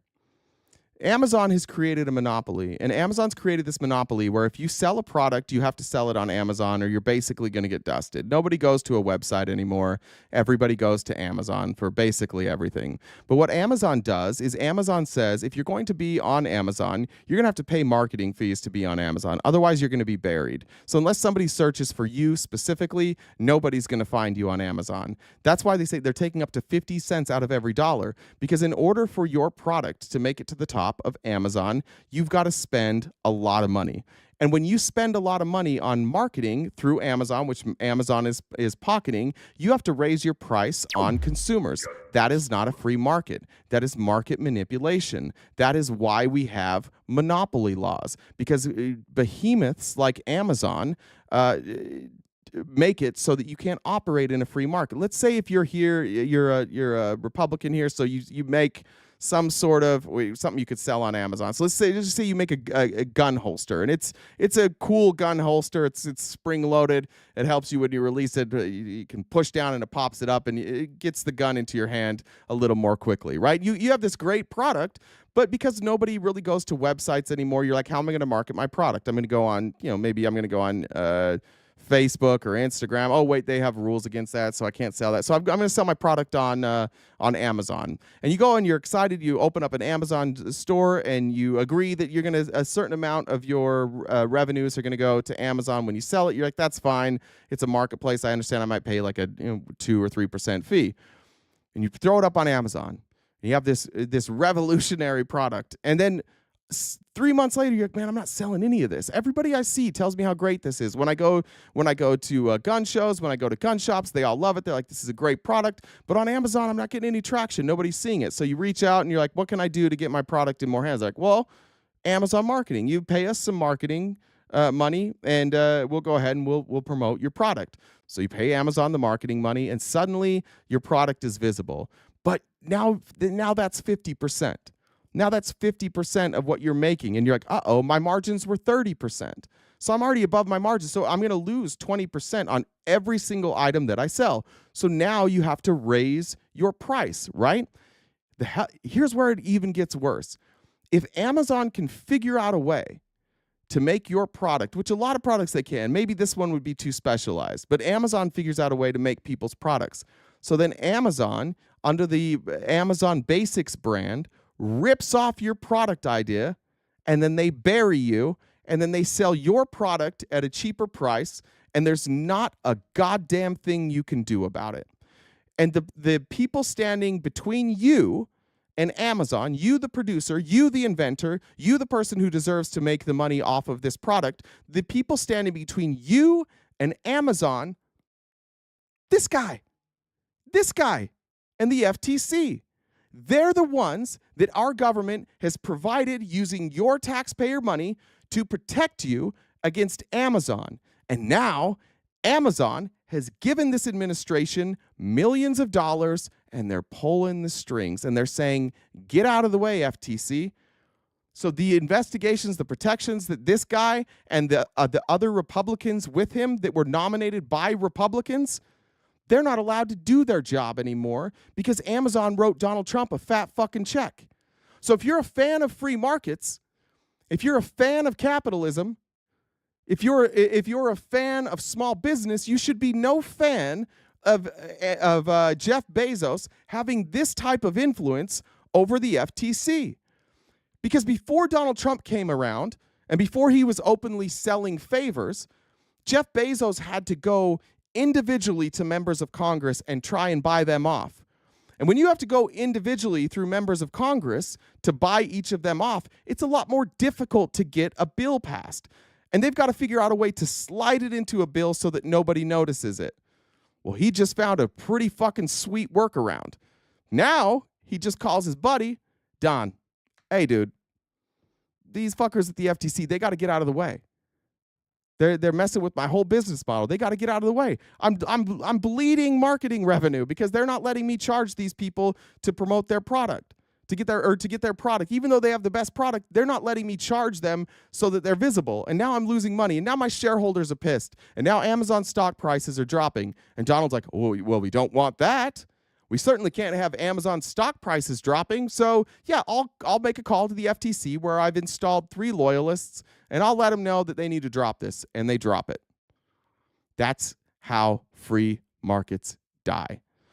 And whatever you think about Donald Trump, whether you think he's a fan of the free market, the reality is he's doing this. So he's either part of it, or he doesn't know, or he's not paying attention. And you can still support Donald Trump and not support this. You don't have to support everything he does. You don't have to support everything this administration does. Again, this is a 98-2 argument. Nobody thinks that Amazon should be allowed to do what they're doing. Nobody but Amazon. And now Amazon has a direct line to basically kill any investigation into their corrupt practices. It's more, it is both calling out misconduct, but it is also about laying the groundwork for overt corporate pardons and corruption. You know, I saw Rohit Chopra talked about this when he was on earlier. Yeah, and I'm actually surprised, Ryan, you mentioned you could see the sort of unitary executive theory about control over some of these independent agencies from the president. I'm surprised that you say that. I'm really curious what you make of that, because that to me seems like maybe the biggest ideological difference between me and you guys is that, you know, Eric Schmidt, who's been very good on antitrust from a kind of populist perspective, did a thread agreeing with Andrew Ferguson yesterday, where he goes back to Humphrey's executor, says it's bad law, it undermines the president's centralized authorities granted under Article 2 and creates very power unaccountable federal agencies. That is the key to the entire fight against the administrative state, et cetera, et cetera, et cetera. But that is the project of the conservative movement, is saying this is the growth under Woodrow Wilson and Franklin Delano Roosevelt that has created, we say, unaccountable bureaucrats, whatever. And so by firing you, for example, the president is reasserting whether or not he had any quibbles with you. This is a matter of taking Humphrey's executor to the Supreme Court. Yeah. I'm curious what your defense of these independent agencies is. I think it's a good one. I disagree with it. I think it's a reasonable one. But these agencies existing as independent from presidential power. Who is Eric Adams? Pardon me. Who is Eric Schmidt? Senator Eric Schmidt, right. What does he care about, right? I'm pretty sure he doesn't care about the small businesses we're trying to defend in the Amazon case. I'm pretty sure, you know, a world where a merger goes through, if a billionaire donor has the president's ear, is a great world for the Magnificent Seven. It's a shitty world for startups and small businesses. But I have some news for Mr. Schmidt, which is if the president can fire me for any reason at any time, he can also fire Jerome Powell for any reason. And that's the beauty of the Republican messaging. As a former Republican, I can tell you, like, I was duped by this too. Like, I worked for Romney's campaign. And before you Republicans, I'm going to tell you a little story. Before you guys go, yeah, he worked for Romney, fucking neocon. You know who worked for free? Like, I got paid to work for Mitt Romney. You know who worked for free for Mitt Romney? Paid their own way to work for Mitt Romney. And actually was then Mitt Romney's campaign had to say, go away, leave us alone. You know who did that for free? Donald Trump. I was there. Donald Trump was riding Mitt Romney's coattails, and he's stolen all of Mitt Romney's policies. He ran on Mitt Romney's platform. The only difference is he just says it in a way where you think that, like, it's different, but it's not different. This is the same neocon bullshit that they've been doing since the Reagan administration. They're hammering small business. Go look at small business. Go look at the rise of monopolies since the Ronald Reagan trickle-down economics tax cuts. What Republicans figured out a long time ago is that whatever they tell you, you'll believe. And the reason that they know that whatever they tell you, you'll believe is because they talk about your Christian values. They talk about your bigotry or whatever you want to. You don't even have to call it bigotry. I'm trying to be cool about this.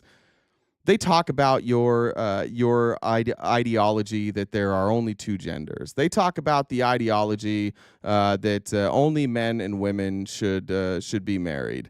They talk about this idea that Israel is part of some biblical revelation or biblical prediction, and they hook you with their values. Right? They tell you how important those values are to them, and those are the things that, frankly, like you guys cared about, and those are your values. So they hook you with those values, and then they just rob you blind, and they tell you, yeah, we're pro business, we're pro small business, we're pro middle class, and because they've already hooked you, you're like, all right, yeah, they're pro middle class, and none of you ever follow up on their work. But you can feel free to counter this. Explain to me, like, go look at anytime the Republicans are under control, look at how well monopolies do under Republicans. They do exceptionally well. And they do exceptionally well under Democrats too, but they do like a little bit worse, just like a little bit worse, because Democrats are feckless and spineless. But they always thrive under Republican control. The middle class is dead. The American dream that you start a business and you pass it on to your child, and you pass on generational wealth in the way that's not just handing over cash, but handing over a career and a business, that is dead. It's gone. It's over because monopolies rule now. And there are a handful of people inside the federal government that stand between you and complete control by these monopolies. And it's a bunch of nonpartisans like Salvato. Is it Salvato? I'm trying to remember his name now. Is it no, Bedoya. Where was Salvato? It's Bedoya here. It's people here that they don't really have a taste for politics. They just want to go and help people. And Republican or Democrat elected, they've been working together forever. They've been working together for a very long time to try and make this shit work. And here we are now in 2025. And you guys are like, hey, we got to get these guys out of the way so Amazon can run the whole fucking world. At any time. And so I frankly don't care about Mr. Schmidt, not one bit. I do care about a bunch of retirees who have their 401ks loaded up with a bunch of stocks in the stock market. And I am deeply sympathetic to the chaos they're experiencing right now. And so I agree with you. Look, I understand folks who want the president to be empowered, to have their agenda be made law. Understood. But this is about corruption. It's about chaos. And it is about having happen. My worry is that what happened with Eric Adams at DOJ happens at FTC. Let me make one concrete example. So you guys know about the Kroger-Albertsons merger? Yeah. So we had one of the largest grocery chains in the country try to merge with... So Wisconsin native here, so... Oh yeah, one of the third or fourth largest grocery market chains, and thousands of small towns that had taken the biggest chain, merge it with the next biggest chain. We had an executive under oath say, they're jacking up the price of milk and eggs above inflation. We had union leaders saying, I can't negotiate higher wages if I can't point to the guy down the street paying higher wages. You would not believe the amount of political pressure that was sent to us in the form of letters. Some folks saying, yeah, block it. Other folks saying, including prominent Democrats, let this thing go right ahead, right?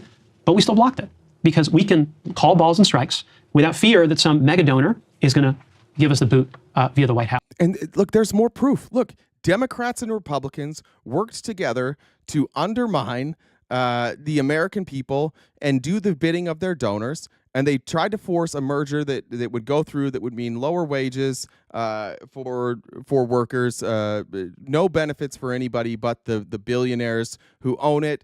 And the FTC, despite all of that pressure from both the Republicans and Democrats, because they are not political, they were like, no, all we're going to do is what's right for the American people. And they blocked it anyways. These are some of the very few people in government that are still standing up to political pressure. And you want them gone because Trump says they need to be gone. And that's it. That's the whole reason you guys are defending this. It's the whole reason you're mad at me. Again, this isn't a right or left issue. This is everybody agrees with this unless you are just like, I do everything Donald Trump says. And anybody who doesn't like Donald Trump is my enemy. So whatever they're saying is bad. It's crazy that there are still some of you in the chat right now that are arguing this. None of you would argue this if I was just your friend and we were talking about this merger and I had also voted for Trump. You would all agree with me if I had voted for Trump. If I had on a MAGA hat right now, you'd all be like, yeah, dude, this is bullshit. We got to do something about this. President Trump needs to do something about this. You'd all be on my side, but the only reason you're not is, again, because you know where I am politically. You know that I don't like him. But these are good people. These are the fucking good guys. These are the non-bureaucrats. These are the people who are not influenced by money and power and corruption. These are the people that go to Washington to do something good, to protect the American people. And because Donald Trump wants complete loyalty, we're ripping them out of the government and replacing them with people who will do as they are told. That's not good for you. It's not good for me. It's only good for him. Why do you keep defending shit that's not good for you? Why are you so willing for things to get worse just so that Donald Trump can win? That's cult behavior. Don't do that shit. Stand on your own 2 feet. Have your own thoughts. Stand for your neighbors, for your family, for your friends, for the future of America.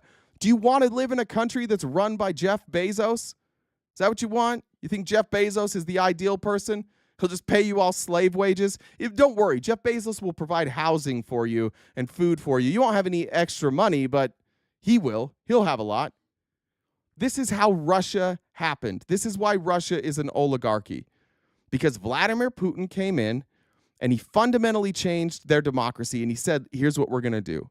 I'm going to take all the richest people, and I'm going to take the church, and I'm going to bring them in under one umbrella. And we're going to tell everybody here that we're doing this for them, that we're doing this to protect the culture of Russia. And the people are like, this is so great. That's what we've been waiting for all life. Finally, the culture that we wanted will be forced in this country. And then 10 years later, like, how come none of us have any disposable income? How come none of us own our own homes? How come we barely have enough to make bills, our ends meet? How come there's not really any good retirement options? Because they need you to stay. The goal of Jeff Bezos is to pay you just enough money that you stay alive, but you can't leave. And if you can't, or if he can prevent other opportunities for you leaving, even better.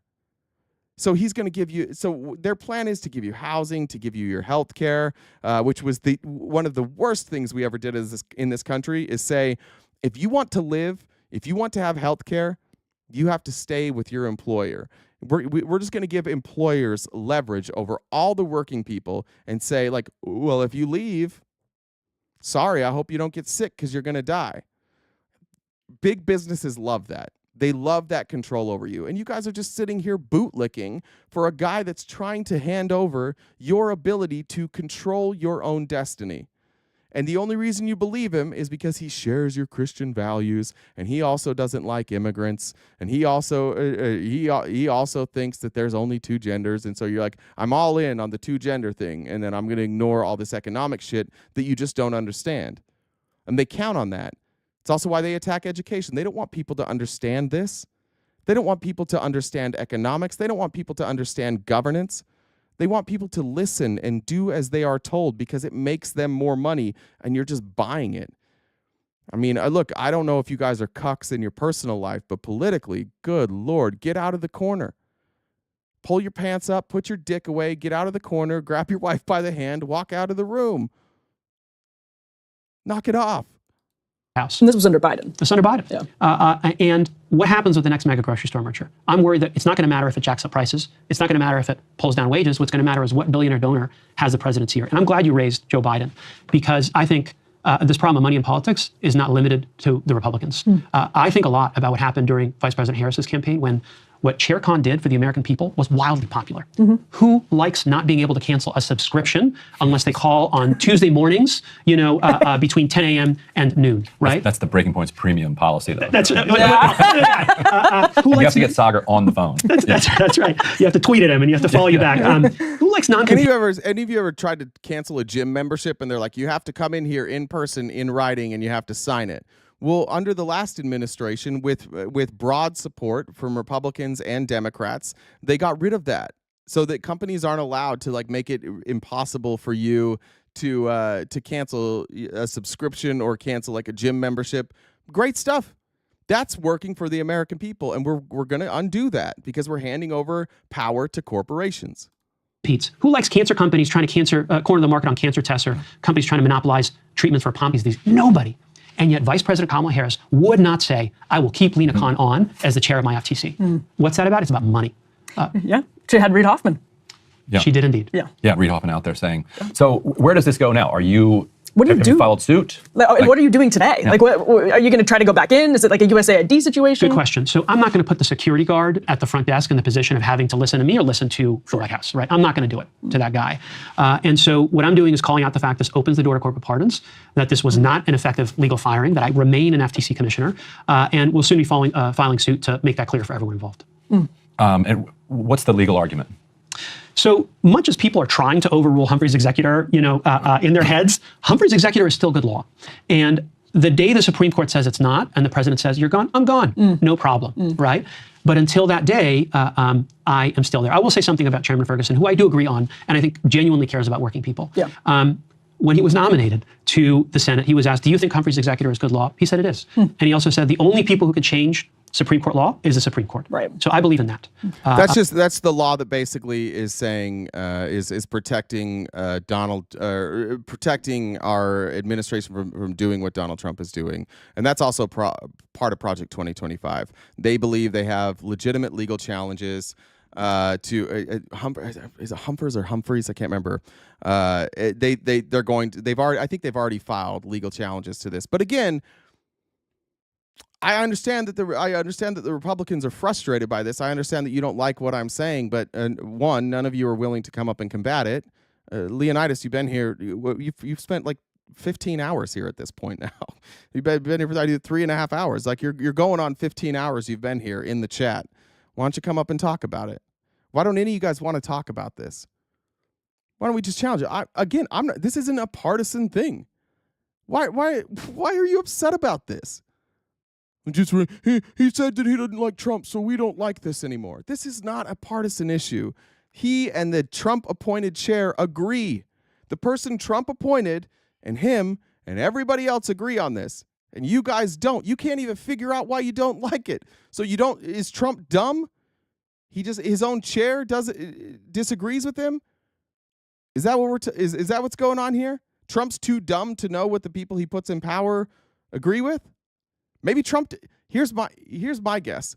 Trump doesn't get it either. He doesn't understand any of this.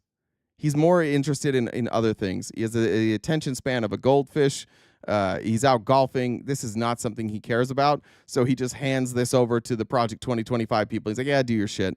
That's why every time Trump signs an executive order, there's a guy next to him like explaining what it is. And Trump's like, that does sound good. Because Trump doesn't know.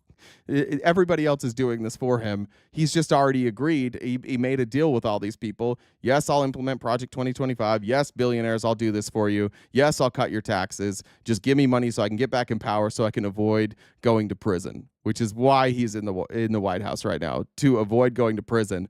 And you guys got sold on that. You're like, yeah, it's unfair. It's unfair that he's being prosecuted. So we're going to put him back in the White House and sell out the American people. And the reality is we were right. Some of you that are in here saying like the Democrats, they don't help working class people too. I agree with that. I don't like Democrats either. I think they're pretty shitty. So that's not the W that you think it is.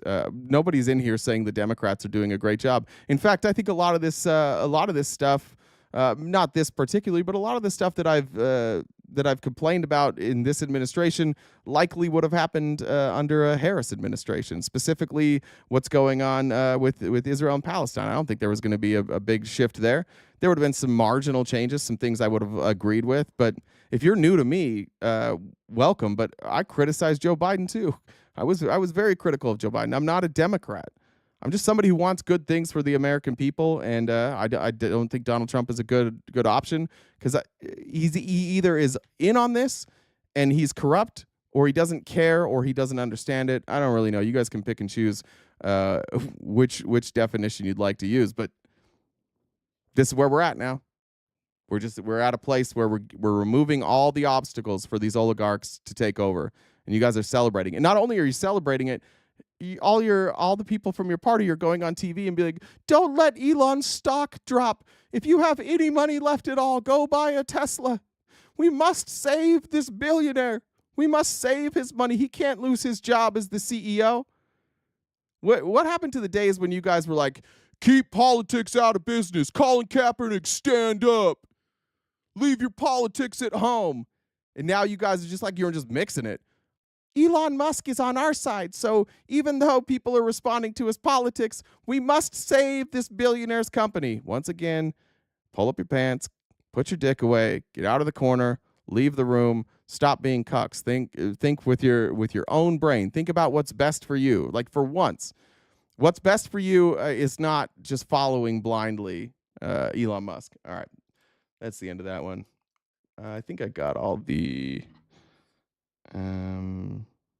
make sure. Kristen said thanks for the education. Thank you, Kristen. Thank you, new subscribers. How much time do we have left? Hour and a half. All right, we got an hour and a half left. We'll knock that goal out. That'll be no problem today.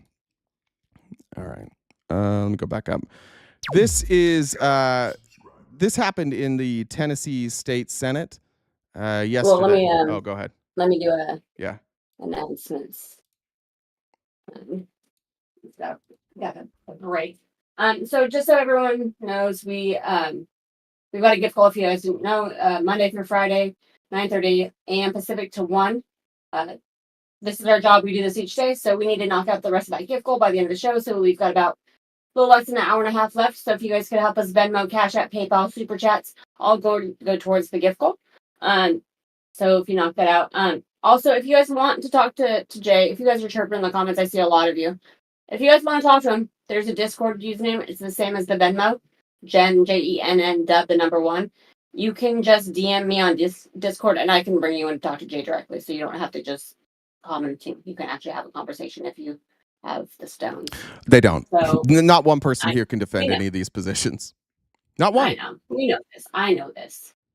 But I'm just saying, if one day they grow up hair, that's how they can do it. Please subscribe to us on Twitch if you haven't already. You can use your Amazon Prime sub.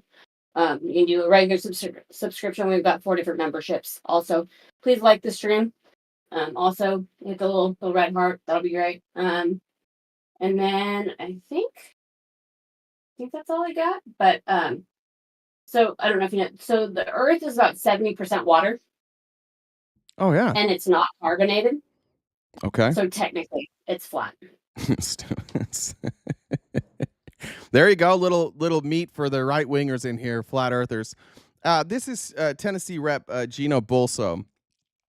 He has put up a new round of anti-abortion legislation in Tennessee. If you're 10 years old, you get pregnant, you are forced to carry that child. And we've got a problem in all these red states where they're short, like they're running short of doctors. OBGYNs don't want to go there because they have to choose between their license and life-saving care, and these poorly written bills that mean like it's almost impossible to get an abortion, even if it's likely that somebody could wind up dead. And here's Gino Bolso saying like, yeah, that's a good thing. We don't want doctors anyways. Who needs doctors? Okay, I guess what we have to be realistic about is there is a relationship between the medical community and the legislature. And because of laws that we've passed, there are people who will not come practice here. We are seeing a 20% drop in OBGYN residents coming here because of legislation we've passed that is very aggressively going after physicians. So I think that the fact that it exists is what causes the problems for anyone. You can say that's not in the bill. However, that has a chilling effect on others. And I think we have to be intellectually honest that is actually something that is happening in Tennessee. Representative Bolso. Thank you, Mr. Chairman. Let me just respond this way, Representative Johnson. If, in fact, our laws criminalizing abortion is having the effect of OBGYNs or residents not coming to Tennessee who want to perform abortions, I think that's a good thing. I think the law is doing what it's supposed to do. We do not want physicians in Tennessee performing abortions because that's the unlawful taking of an innocent human life, and it's just a horrible thing. Representative Johnson. Well, no one wants to perform abortions, but sometimes in order to save women's lives, they need to do that.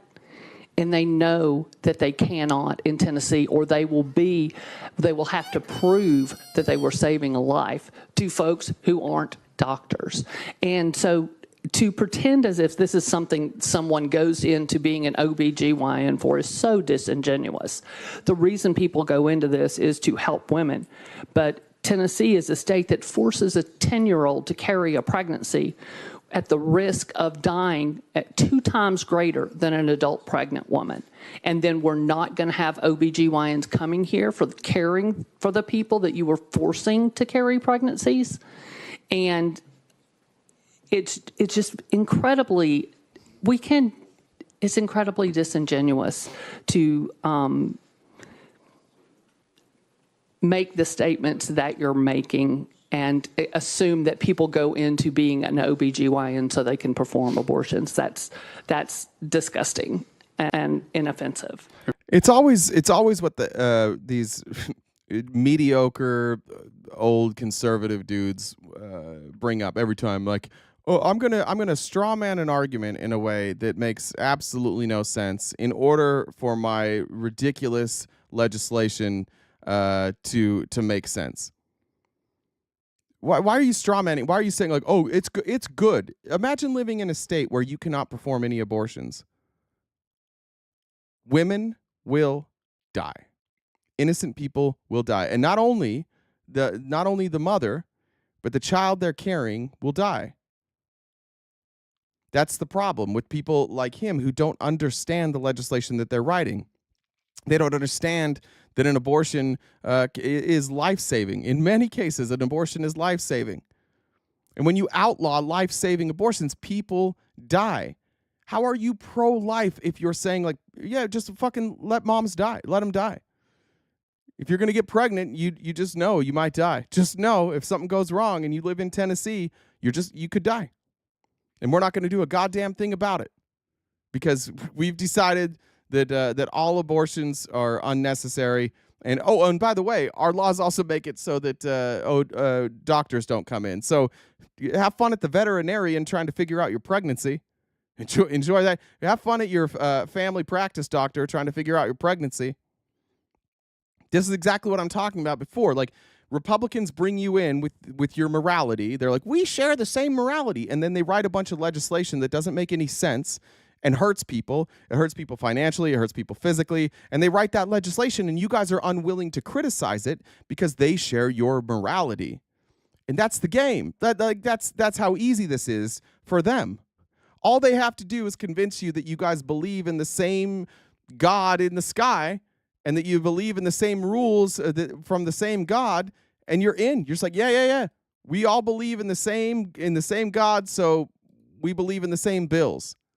That's a game that's played. It's the game that Republicans have been playing forever. I mean, my life. I don't know about forever. My life. I was born in the 80s, but throughout my life, this is the game that they've been playing. And you look at it, it's undeniable as you look at the effects of trickle-down economics. And here's the hell of trickle-down economics, is that when Ronald Reagan came in and they slashed taxes for the wealthiest among us, it was popular. Because on the surface, you tell somebody, do you want to pay more or less in taxes? Less. Okay, well, if you're going to pay less in taxes, then rich people also have to pay less in taxes. And people are like, yeah, that's fine. That's fine. Yeah, that's fair. I get it. That seems fair. Like, honestly, for most of my life, I was like, yeah, that's absolutely fair. Why should rich people pay more in taxes? It's fair. The reason rich people should pay more in taxes is because that's how we make our economy function the best way.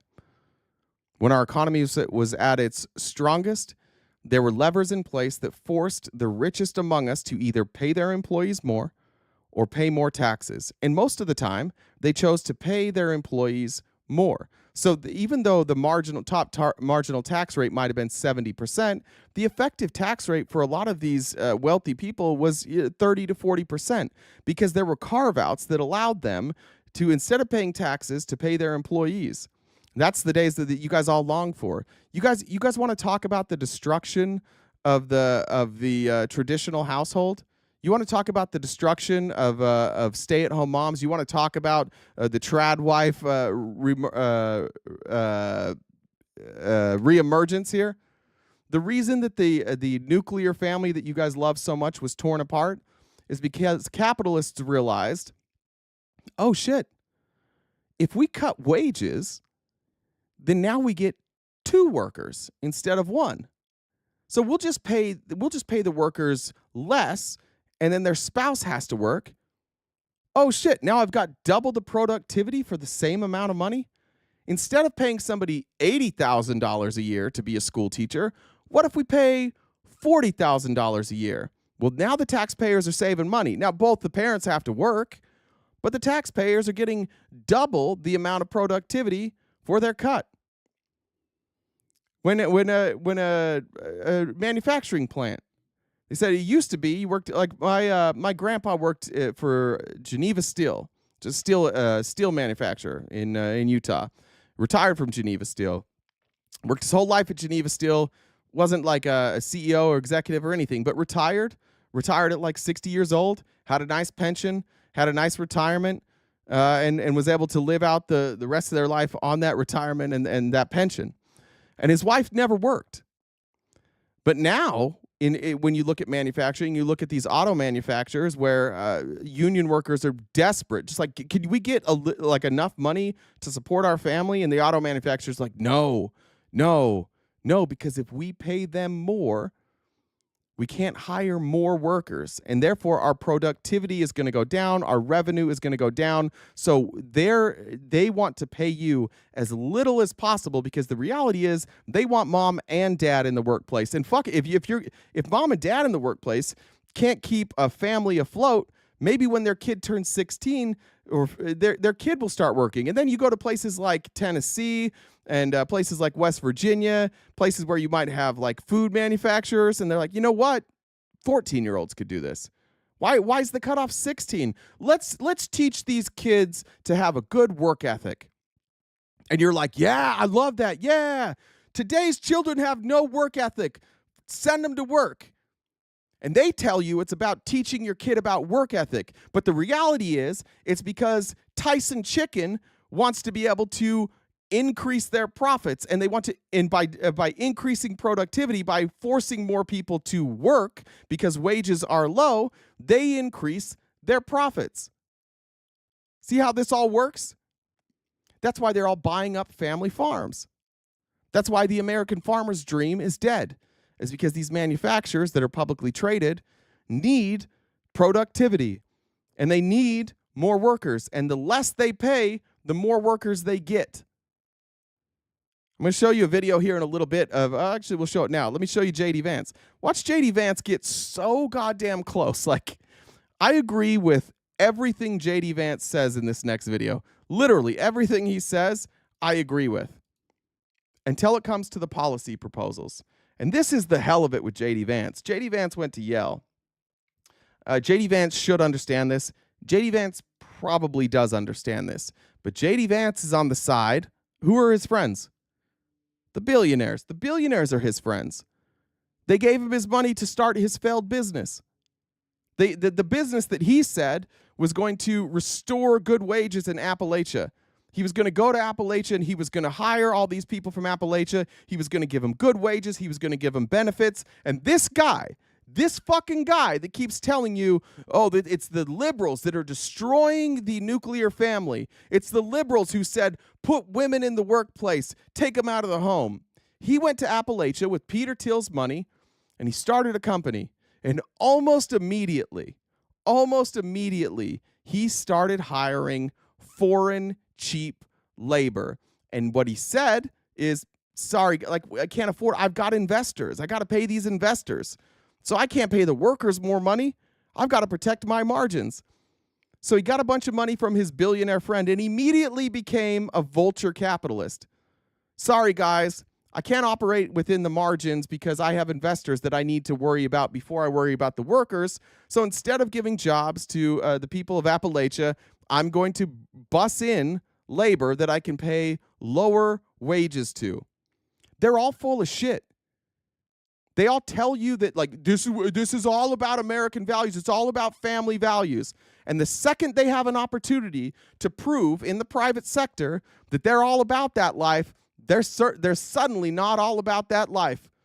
Suddenly it's cheap labor, it's cuts, it's benefit cuts. It's the worst possible insurance you can get, the cheapest insurance you can get with $20,000 deductibles and $70 copays, so that you don't even want to use your insurance. You don't have enough money to use your insurance. But they're also taking half of the money for your insurance premiums out of your check every week. So they're taking half the insurance money, they're paying you dog shit wages, and then they're like, it's the Democrats' fault. And by the way, Democrats have been in on this too. Democrats have been doing the same shit because they get the same money J.D. Vance is getting from the same people that are working in the Trump administration now. They've been cutting checks forever, getting politicians to do their dirty work so they didn't have to pay you a living wage. And you're sitting in here in the chat going, yeah, Donald Trump's awesome. He's going to restore family values. No, he's fucking playing you. They're all playing you. All these billionaires that are going on TV every day going, we're really here for you. They're playing you so that their friends can pay you shit wages and hoard all the wealth. We're real close to being Russia. Because there were two conceits that our leadership class had when it came to globalization. The first is assuming that we can separate the making of... Sorry. That's unbelievable. Half Pint, thank you for sharing that. I'll start this over. Half Pint says, my grandmother was a stay-at-home mom her entire life.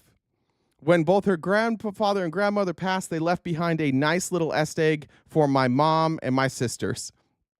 So Grandpa must have been some awesome business owner, right? He must have been some great capitalist. He was a lineman for AT&T. If you're a lineman for AT&T today, you're probably doing kind of okay, but you're sure as shit not leaving a nest egg for your children. If you do have a stay-at-home mom and children, like you're barely making ends meet. You're not putting away a lot of money. And that changed when we allowed monopolies like AT&T to buy up all these other companies and then worry only about their stockholders. Thank you for sharing that story. I appreciate that very much. Let me get back to J.D. Vance. Again, I'm going to agree with J.D. Vance here, but it is so counterintuitive to his policies that it's almost laughable. Johnny said, how did you not jump when you found the spider? I'm not afraid of spiders. I don't know why. Stephanie says, as a woman who has a daughter in Tennessee, fuck these guys. Thank you. Thank you. Thurman said, great content. I've learned so much from you. Keep up the good work. Thanks, guys. Appreciate it. Because there were two conceits that our leadership class had when it came to globalization. The first is assuming that we can separate the making of things from the design of things. The idea of globalization was that rich countries would move further up the value chain while the poor countries made the simpler things. You would open an iPhone box and it would say designed in Cupertino, California. Now the implication, of course, is that it would be manufactured in Shenzhen or somewhere else. And yeah, some people might lose their jobs in manufacturing, but they could learn to design, or to use a very popular phrase, learn to code.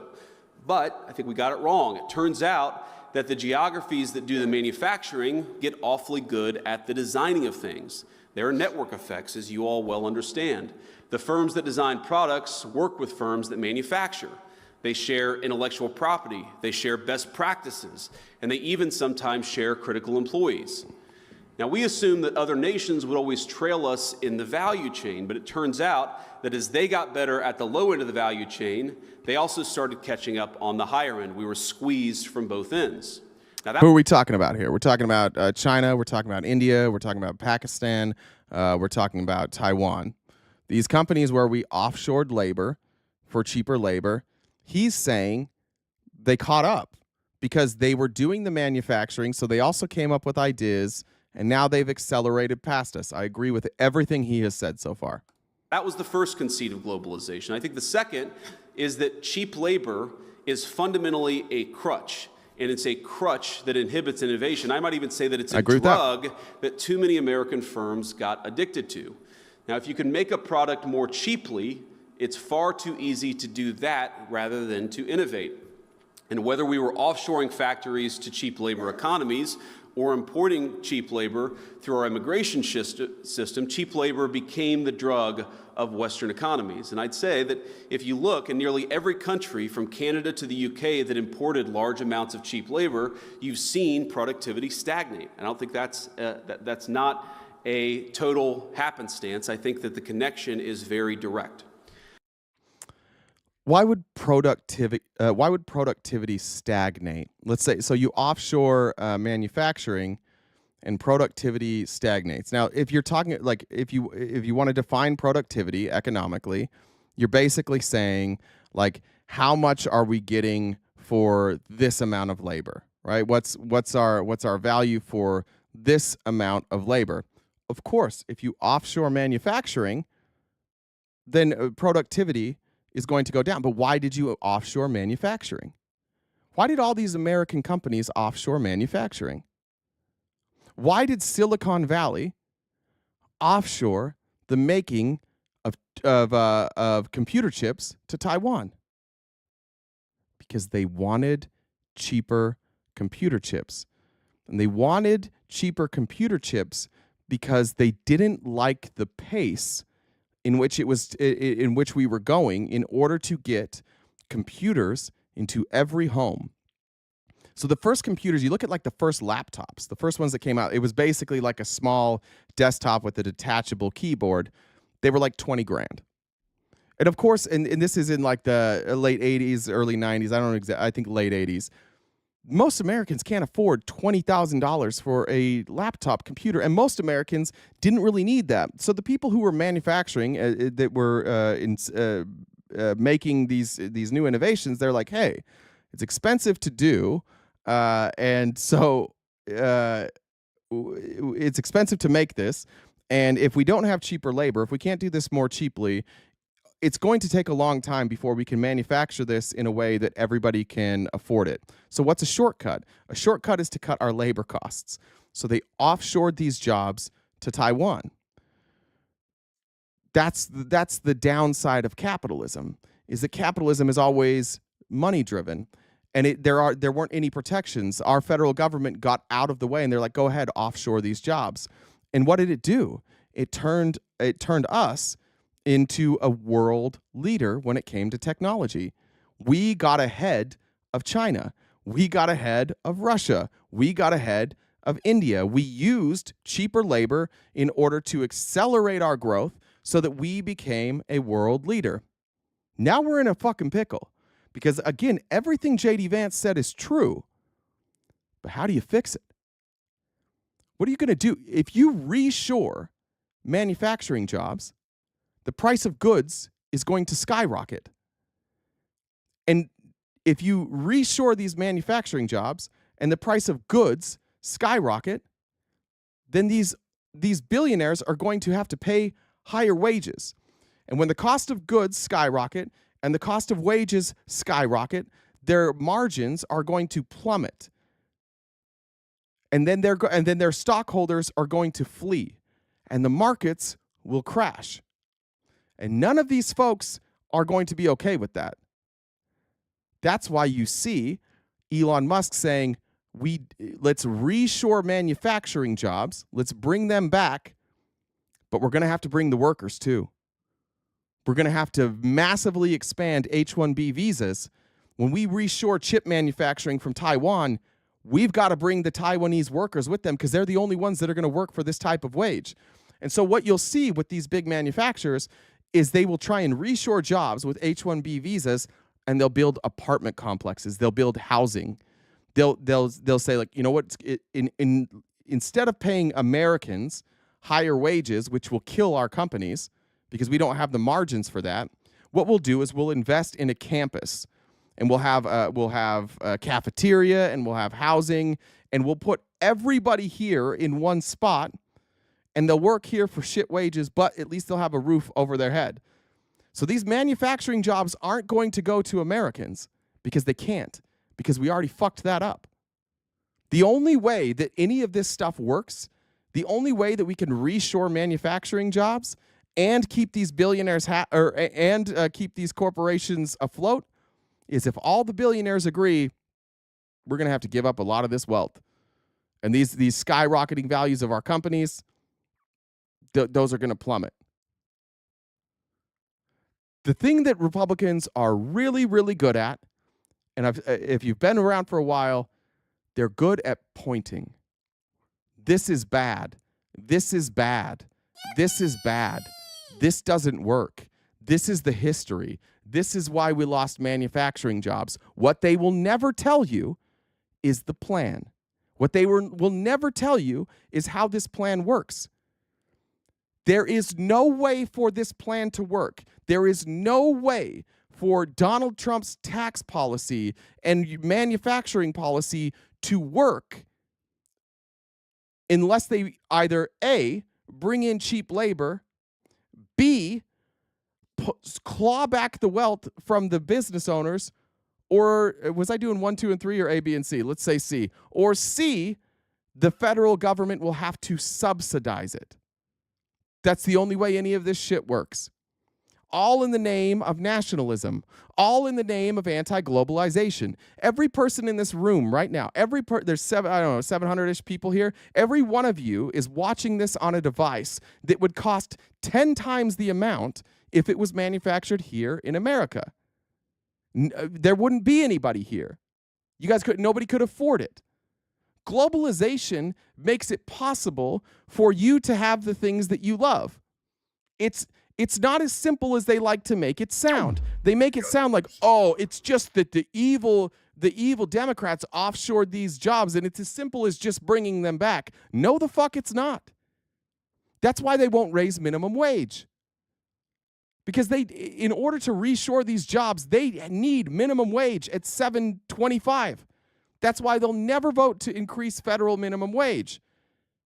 Because they know that if they're going to reshore these jobs, they need slave wages. They need wages that make no fucking sense. And none of you are going to work for $7.25. So all of these jobs are going to go to immigrants on H-1B visas. That's how this is going to work. That's why they're advocating for it. This is the most transparent plan in history, which is why J.D. Vance doesn't tell you the plan. He tells you the problem, and it makes sense to you, and it makes you feel good, and you're like, oh, man, this guy from Yale, he really gets it. I understand what he's saying. It was all the evil people in America that were just going for profit and wanted to be globalists, and all these big corporations just wanted to have more power. True. That's why we offshored these jobs. But you're not fixing it because your solution is reshore the jobs with slave wages. Your solution doesn't make America better. It just helps your billionaire friends. Now, one of the debates you hear on the minimum wage, for instance, is that increases in the minimum wage force firms to automate. So a higher wage at McDonald's means more kiosks. And whatever your views on the wisdom of the minimum wage, I'm not going to comment on that here. Companies innovating in the absence of cheap labor is a good thing. I think most of you are not worried about getting cheaper and cheaper labor. You're worried about innovating, about building new things, about the old formulation of technology is doing more with less. You guys are all trying to do more with less every single day. Now, he's speaking to business leaders, and specifically in the tech industry. And I don't know who the fuck he thinks he's talking to, because none of them are worried about labor cost. None of them are worried about anything other than how much money can I get from a VC? How much VC money can I get? They don't worry about profitability. They don't worry about wages. They worry, how much money can I get from venture capitalists, and how much can I prop this business up until I sell it for hundreds of millions of dollars to a monopoly who's going to pay slave wages anyways. By the way, the irony here, like he used the McDonald's example. McDonald's said, if you guys raise wages, then we're going to have to automate. Now, some states raised wages and McDonald's automated, and some states didn't raise wages and McDonald's automated. And by the way, even if that part's true, and it is, if you raise the minimum wage to McDonald's for $25 an hour, McDonald's response is going to be to automate. And they act like this is just like science, right? Like, oh, if you raise wages, then automation goes up and people lose jobs. Why? How come they never tell you why? Why do people lose jobs when wages go up? Because they prioritize investors, because our stock market is one big fucking Ponzi scheme that holds us hostage. Because our federal government is beholden to people like McDonald's who don't want to see their stock price dip. And so every time they lose profitability, they fire people. That's the problem with our whole goddamn system, is that it never prioritizes workers. We have tied ourselves so closely to the stock market, and we've allowed these massive corporations to exist in a way that if they fail, millions of Americans lose money. The problem is our system, and until we fundamentally change our system, you can point all you want, but rich people will get richer at the expense of poor people. Poor people will get more poor, rich people will get more rich, and the gap will continue to widen because our economy is set up for them. You know why it's set up for them? Because they fucking made it. You know how they made it? They paid people like J.D. Vance and Donald Trump and Joe Biden and Kamala Harris and Chuck Schumer and Nancy Pelosi and Lindsey Graham and Mitch McConnell. They paid those people to allow them to sit at the table while they wrote tax policy and while they wrote economic policy that only benefits them and fucks over the workers every time. That's why Bernie Sanders is persona non grata to everybody. That's why the Democrats that's why Chuck Schumer doesn't like him. That's why Mitch McConnell doesn't like him. That's why Donald Trump doesn't like him. That's why Joe Biden doesn't like him. That's why Hillary Clinton doesn't like him, because he's one of the few people who's up there saying this whole goddamn system is rigged. And it's rigged in the most obvious way, but they dance around it. None of these guys will tell you how it's rigged. They'll just sit there and dance around and they'll point, this is bad, this is bad, this is bad, this is bad. And they'll never tell you that the real problem is that we allow these massive monopolies to literally control our economy, and they are the ones that can't be hurt. It's fine if you fire tens of thousands of people. It's fine if we have tens of thousands of people that don't have a place to live and don't have a job because the stock market went up. Think about even during the Biden administration. You have COVID, like people are struggling, people have no money.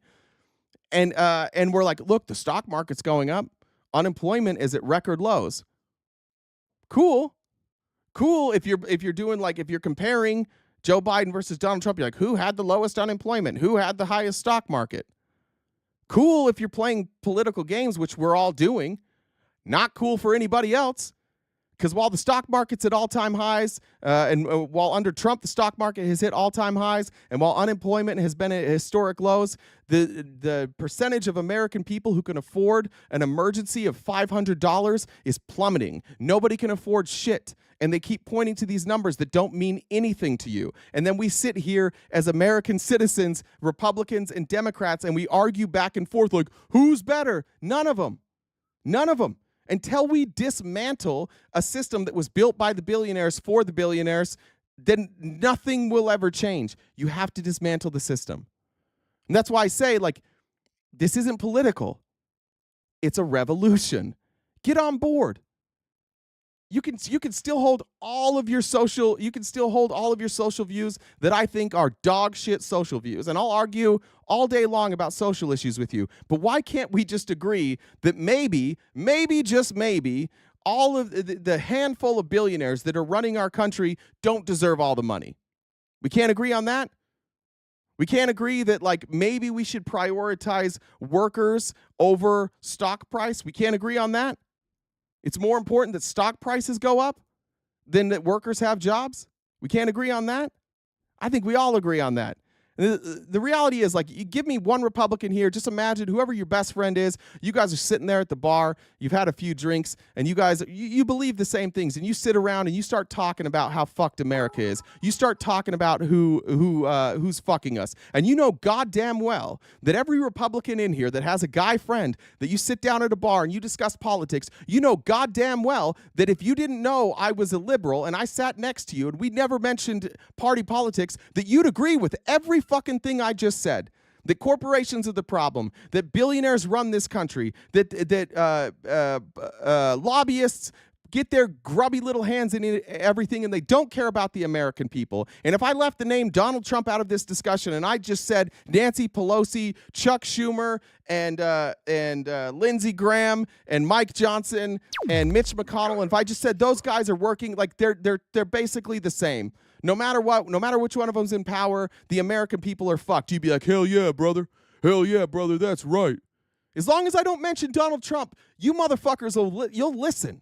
As long as you don't know that I didn't vote for Donald Trump, you'll listen and you agree with every fucking thing I'm saying. And then you tell me this isn't that he's not divisive. And you tell I'm not in a cult. We agree. All of us agree. Every bit of this show today, we agree on. And the only reason you guys are arguing is because I think Donald Trump's a dipshit and you think he's great. Who cares? There's probably other people that that you think are a dipshit that I think are great. Who the fuck cares? Why can't we agree on this?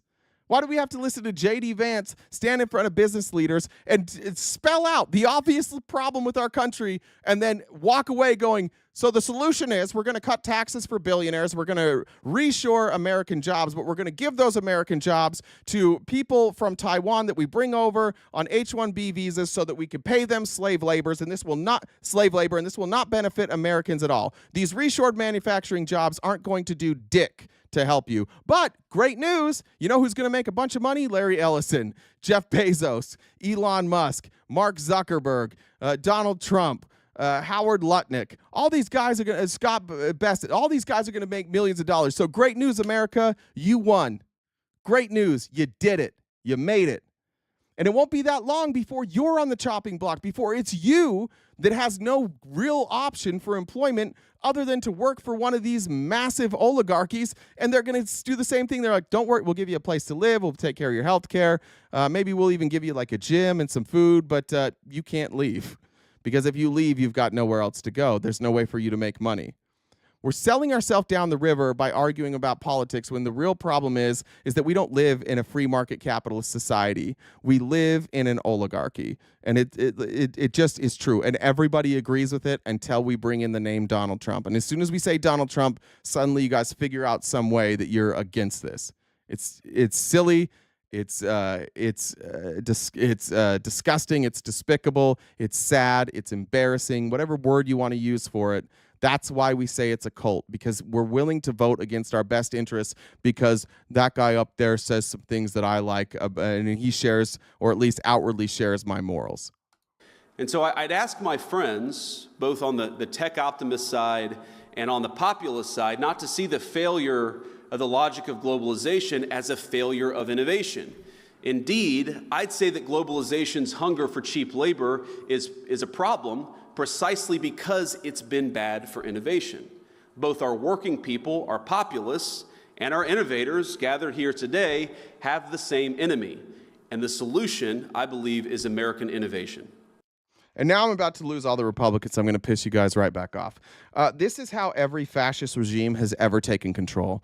This is why populism is always popular with fascists, because they tell you all the right things. And you think J.D. Vance, with his bullshit story and his hillbilly elegy and his fake name, his multiple name changes, you think like he's one of us. This is how fascism always takes over. You have somebody, and they might talk like J.D. Vance. They might talk about free market principles, and he might identify as a conservative. And you might have somebody like Hitler, who said, like, I'm a democratic socialist. I'm somebody who believes in democracy and socialism, and the whole world has fucked you over. And together we're in this, and we're going to fix this problem. And every time a populist shows up, and they start talking about revolution, but that revolution doesn't include dismantling the powers that are currently running things, you have fascism.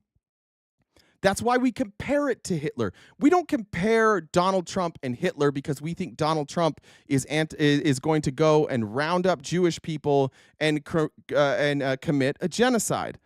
We compare the two because he's doing the exact same thing. He takes the rich and the church, and he brings them in under one umbrella, and he convinces the American people or the German people that the rich folks and the church who have spent their lives controlling people now are going to stop controlling people, and instead they are going to fight for you, and then they never do. What happened in Germany? Did the people get what they wanted? Absolutely not. Did the rich people get what they wanted? Abso-fucking-lutely. You know what the churches did? The Christians? You know what the Christians did in Germany? They created a holiday for Hitler. Every year they celebrated a holiday celebrating Hitler.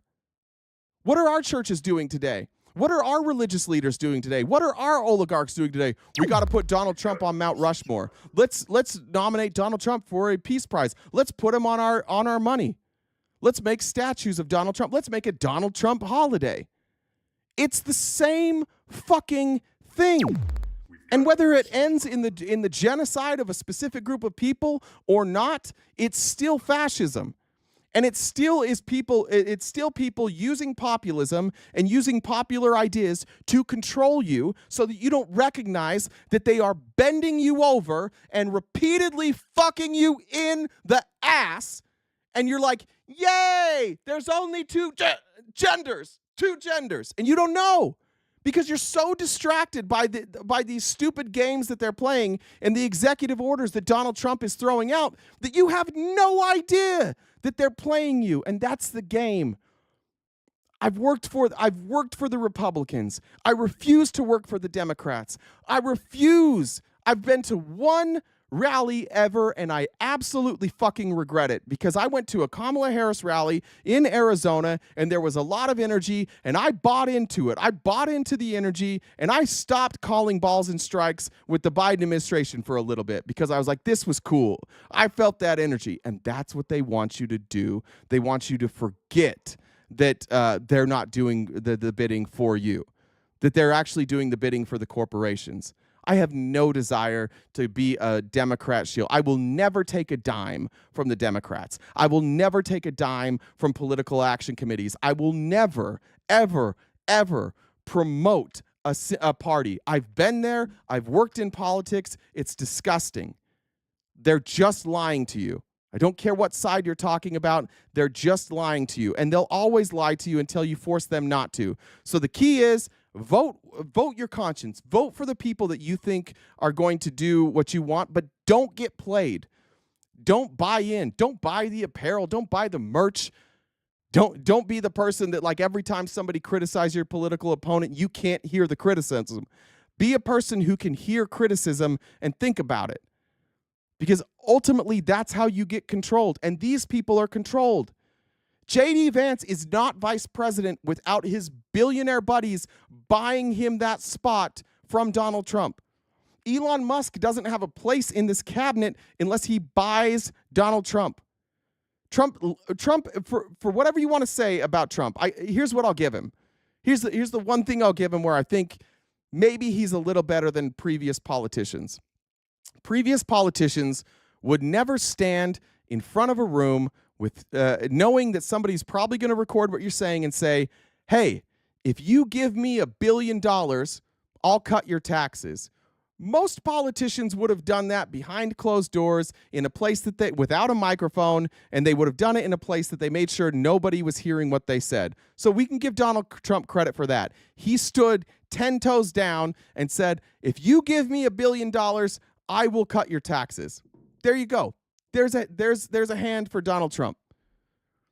You know, what were the stipulations when Kamala met with the big banks? It was an off-the-record meeting. We have no idea what she promised them. When she met with giant heads of industry, it was off the record. We have no idea what she promised them.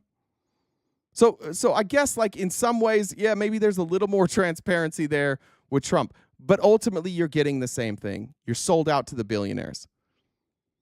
What has been done in this administration so far for you? Nothing. We've got, what do we got? 45 minutes left in the show. Let me check messages real quick.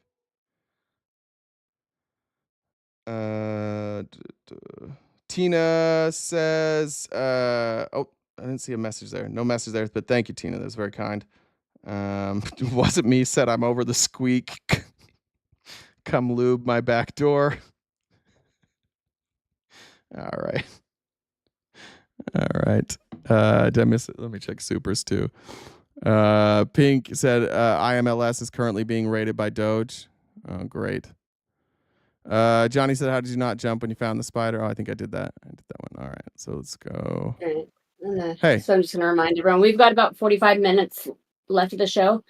So Jay's updating that the gift goal in the top left-hand corner. So if you guys could help Venmo, Cash App, PayPal, Super Chats, help knock out the rest of that balance. We've got a little bit more to go. So this is our job. If you guys could help knock that out, we would really appreciate it.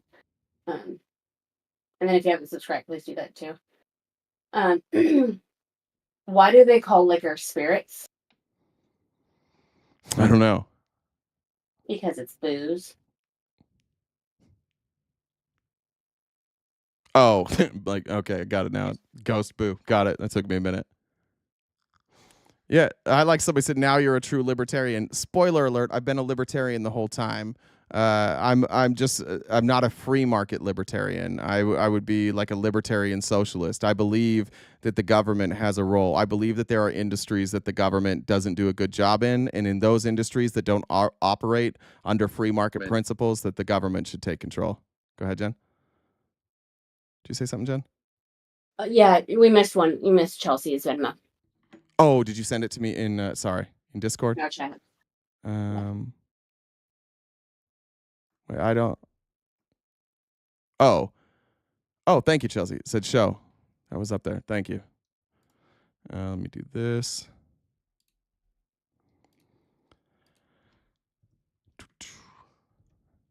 All right. Yeah, it is interesting. I actually said this the other day, is like, I think that libertarians are far closer to like Bernie Sanders than they are anybody else. Like if you're going to look at politicians that are aligned in most of the stuff, if you took Chase Oliver and Bernie Sanders, they're going to be far more aligned in the stuff that you guys like. Now, and then if you vice versa, if you take like, I think Bernie Sanders and Chase Oliver are aligned in the same way that like Trump and Joe Biden are aligned, in that I believe Chase Oliver and Bernie Sanders legitimately work for the people. They're not interested in corporate influence, and I think both Joe Biden and Donald Trump love corporate influence. They welcome corporate influence. They welcome them in. They welcome lobbyists. They welcome them in at the negotiating table. Where Chase Oliver and Bernie Sanders don't. Like they get their money from individuals. So I think that the move should be, I think Bernie Sanders should be out there with Chase Oliver campaigning. I think they should come together. You want to talk about a real third party? That's probably the way that you could go. If you actually wanted to create a third party, it should be Bernie Sanders and Chase Oliver. That's a legitimate third party. That's a legitimate third party that could actually do something. You can't have Chase Oliver alone, and you can't have Bernie Sanders alone. You would need both of them together. They're absolutely aligned when it comes to corporate interests.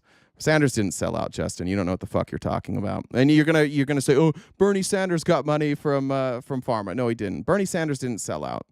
I'm tired of that. I mean, you're not going to take the most principled person in the Senate and call them a sellout. If Bernie Sanders is a sellout, then we have nothing left. Bernie Sanders didn't sell out. He's capitulated a few times. There's been a few times he's done some things that I didn't like, but he didn't sell out. That's nonsense. Charles, thank you for contributing the gift goal. Oxpecker, do you know much about mutualism or Proudhon? No, I don't know. I assume mutualism is some sort of like collective. I don't know what Proudhon is, but no, I've never heard either of those terms. You're free to DM me. You can tell me about it. Super Chat wouldn't let me talk shit about Amazon. Is that what Azon is? All right. What did I do? Where did I miss up there? Okay.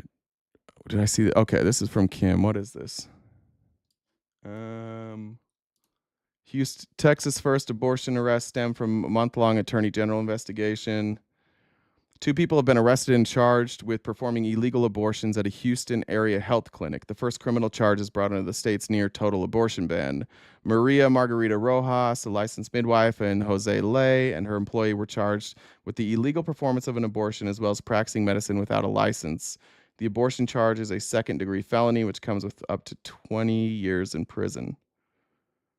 Rojas, who identified herself as Dr. Maria, operates a network of clinics in Waller, Cypress, and Spring, where she unlawfully employed unlicensed individuals who falsely presented themselves as licensed medical professionals.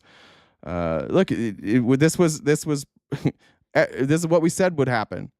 This is exactly what we said would happen. If you outlaw abortions, if you take away the ability to have abortions, you're going to just have abortions that are far more unsafe.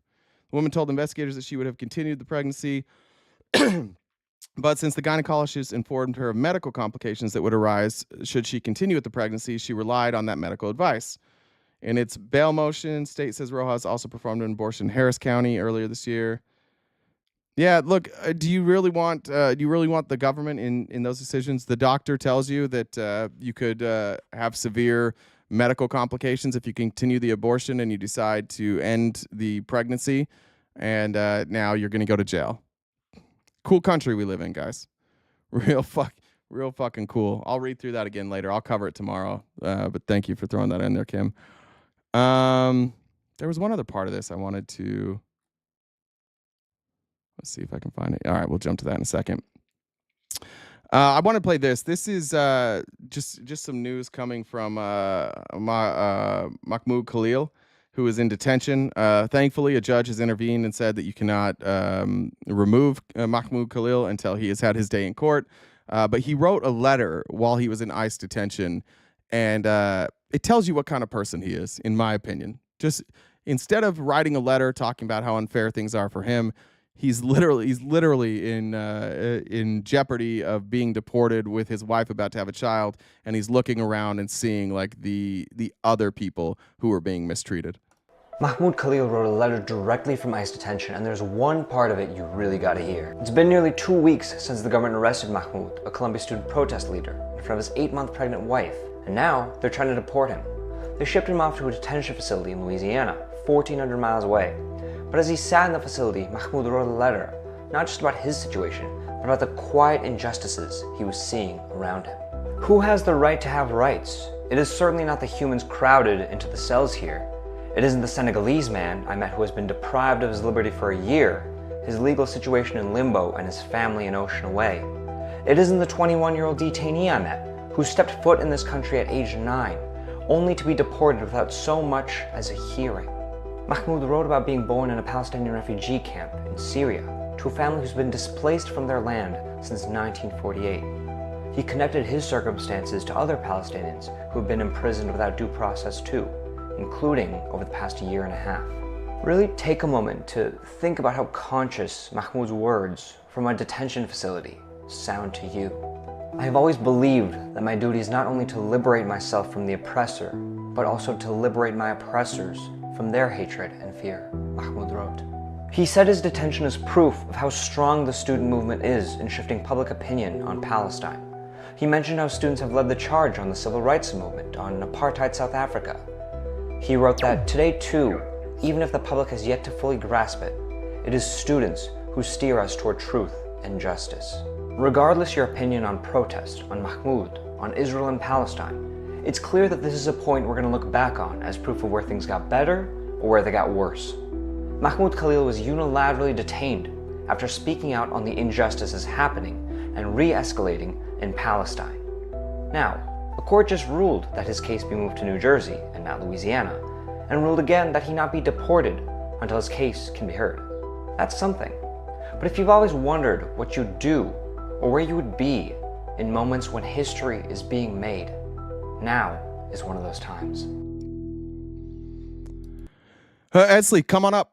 Edsley Sly, come on up. Tell me about it. How fast did he shut down the Bernie topic? None of you said. All you said is Bernie sold out. If you want to explain to me how Bernie sold out, come up and tell me. What, you want me to read your fucking mind at the same time?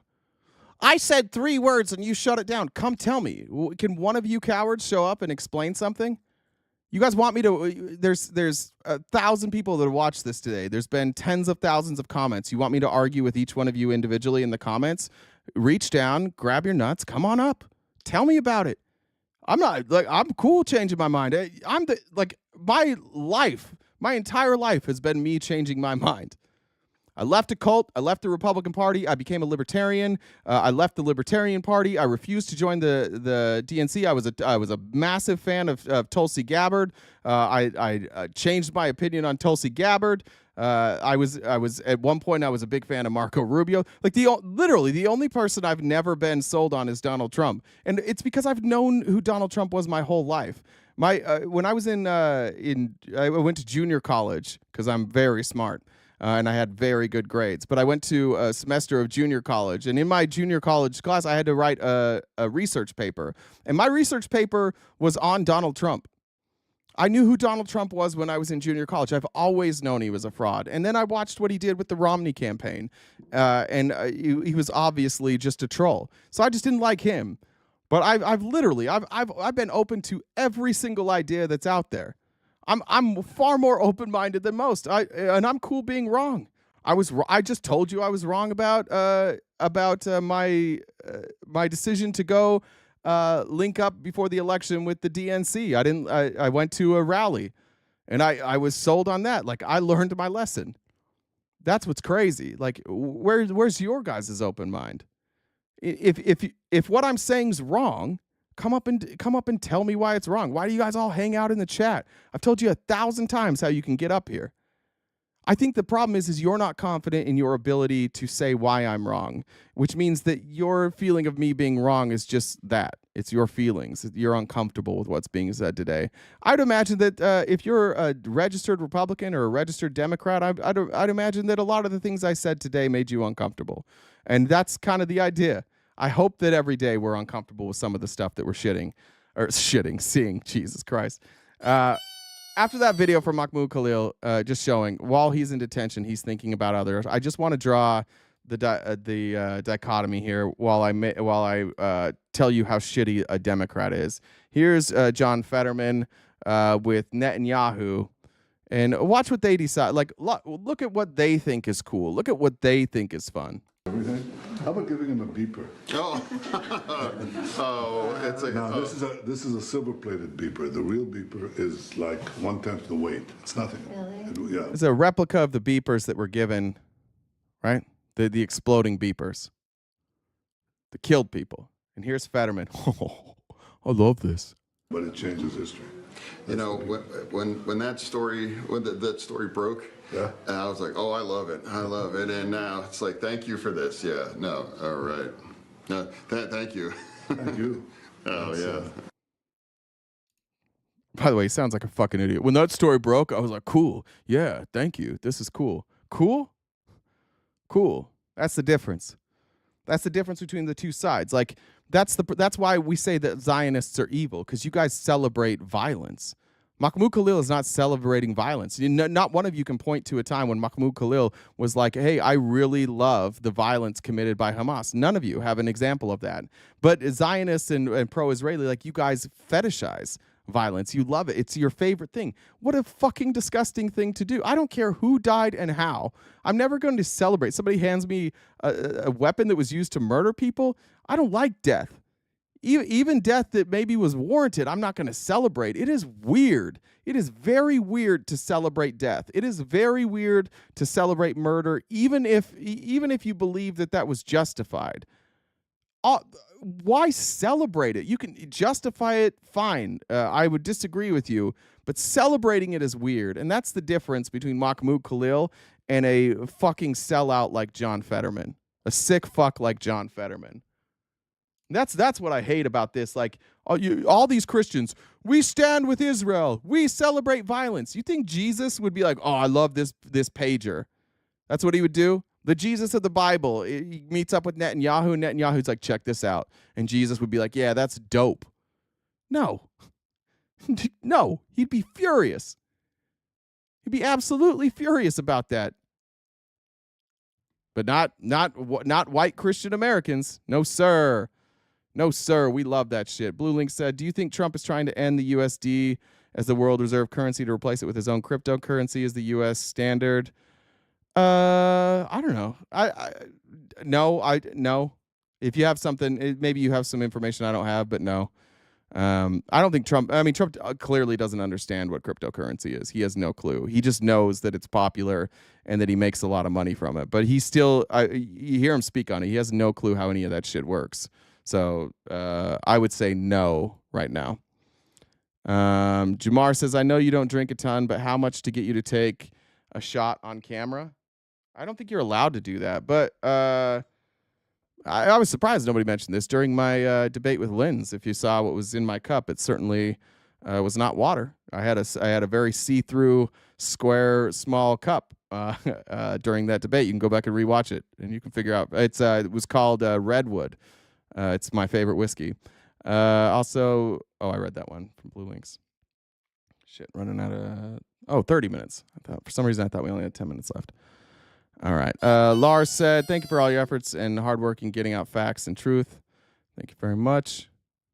All right. Now I'm going to go to we'll finish up with these town halls because Democrats are showing up pissed. And it's not just Democrats. Like, it's mostly Democrats, let's be honest. And I like that. If I was a Republican, I'd also say these were all paid protesters too, because then I wouldn't have to deal with the fact that what they're saying is very accurate. This is Sue Gordon at a Scott Perry town hall. Talking about her son, a veteran who was fired. For the Department of Education, he got axed.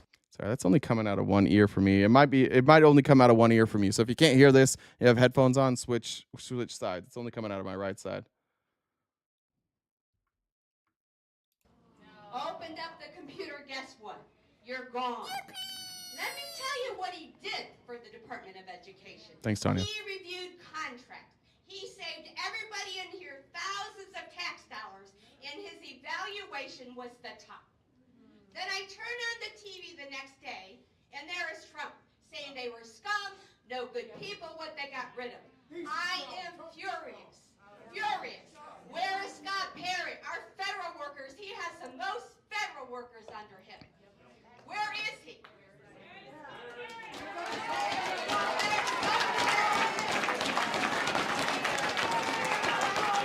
Excuse me, I forgot. This was the one he was invited to this town hall and he no-showed.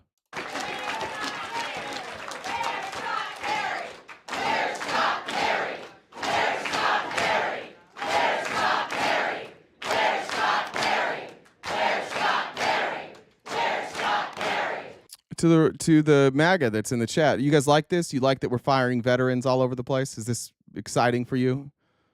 You get a benefit from that? What's the benefit for you for firing VA workers? How's this helping you? Just out of curiosity. I also help those people on Medicaid and Medicare. And let me tell you, some of the calls I return back are poor, limited people that can't file their paperwork. So I do it for them, with them, and get it done. If they get cut, they won't have anything. Same with the seniors. I help them pick plans. I help them understand the system. The system is very complicated. So everyone here has to stand up because I see it on both ends. Thank you. Thank you. Rachel said, love your brain. Thank you very much for that. I think I read that from Tina. All right. Next up, we have these are Michigan Trump voters. This was actually pretty wild. So we did all these voters here voted for Donald Trump. They've been following this group of people and just following like if their opinions are changing on Trump over time. Again, we're what's 59, 60 days in so far. This is the panel, and this is the what do you call it? The pollster. I forget his name. He's just going to ask these Michigan voters some questions about their support for Trump now after 60 days. A show of fingers. Who approves of what Elon Musk has been doing in the Trump administration? None of you. Whoops. And who disapproves? Whoops. All 7 of you. See, he wasn't elected to do anything. Like, I don't understand his position. It's a made up position that they made, department or whatever. And he's been going through with the sledgehammer, just actually dismantling everything with the approval of Trump. So I'm almost at the point where, did he actually buy the election to do what he wanted to do? He was president for 4 years. You knowingly chose to put him back in office, having watched him in office for 4 years. How can you be surprised? I don't feel like he was this aggressive last time, because I don't think anyone would have voted for him if they expected to see what we're seeing now. I don't understand the need to. I think it's interesting. Like we all can't remember what you guys said. We debated this forever, and what most Republicans said debating is they say, yeah, Trump's not really going to do all this stuff. It's just a way to negotiate. And now that he's doing it, it's the flip. Like, these people are being intellectually honest. They're like, yeah, at the time we thought it was all bluster, and now he's doing it. And then there's the people who lied to us and we're like, oh, no, he's not going to do it. And now they're like, oh yeah, we knew he's going to do it the whole time. So you're either lying or you got lied to, and either way you don't care. So you're either a liar or you're somebody who doesn't mind being lied to. That's just the reality of where you are as Trump supporters. There's not another option. You either knew and you lied about it, making you a liar, or you didn't know and you were fine that they lied to you and to the American people. Regardless of who you are, if you are a Trump supporter, you have to grapple with the fact that your guy ran on lies. He promised not to do things that he's doing now. All of his cabinet picks lied in front of Congress and promised not to do things that they're doing now.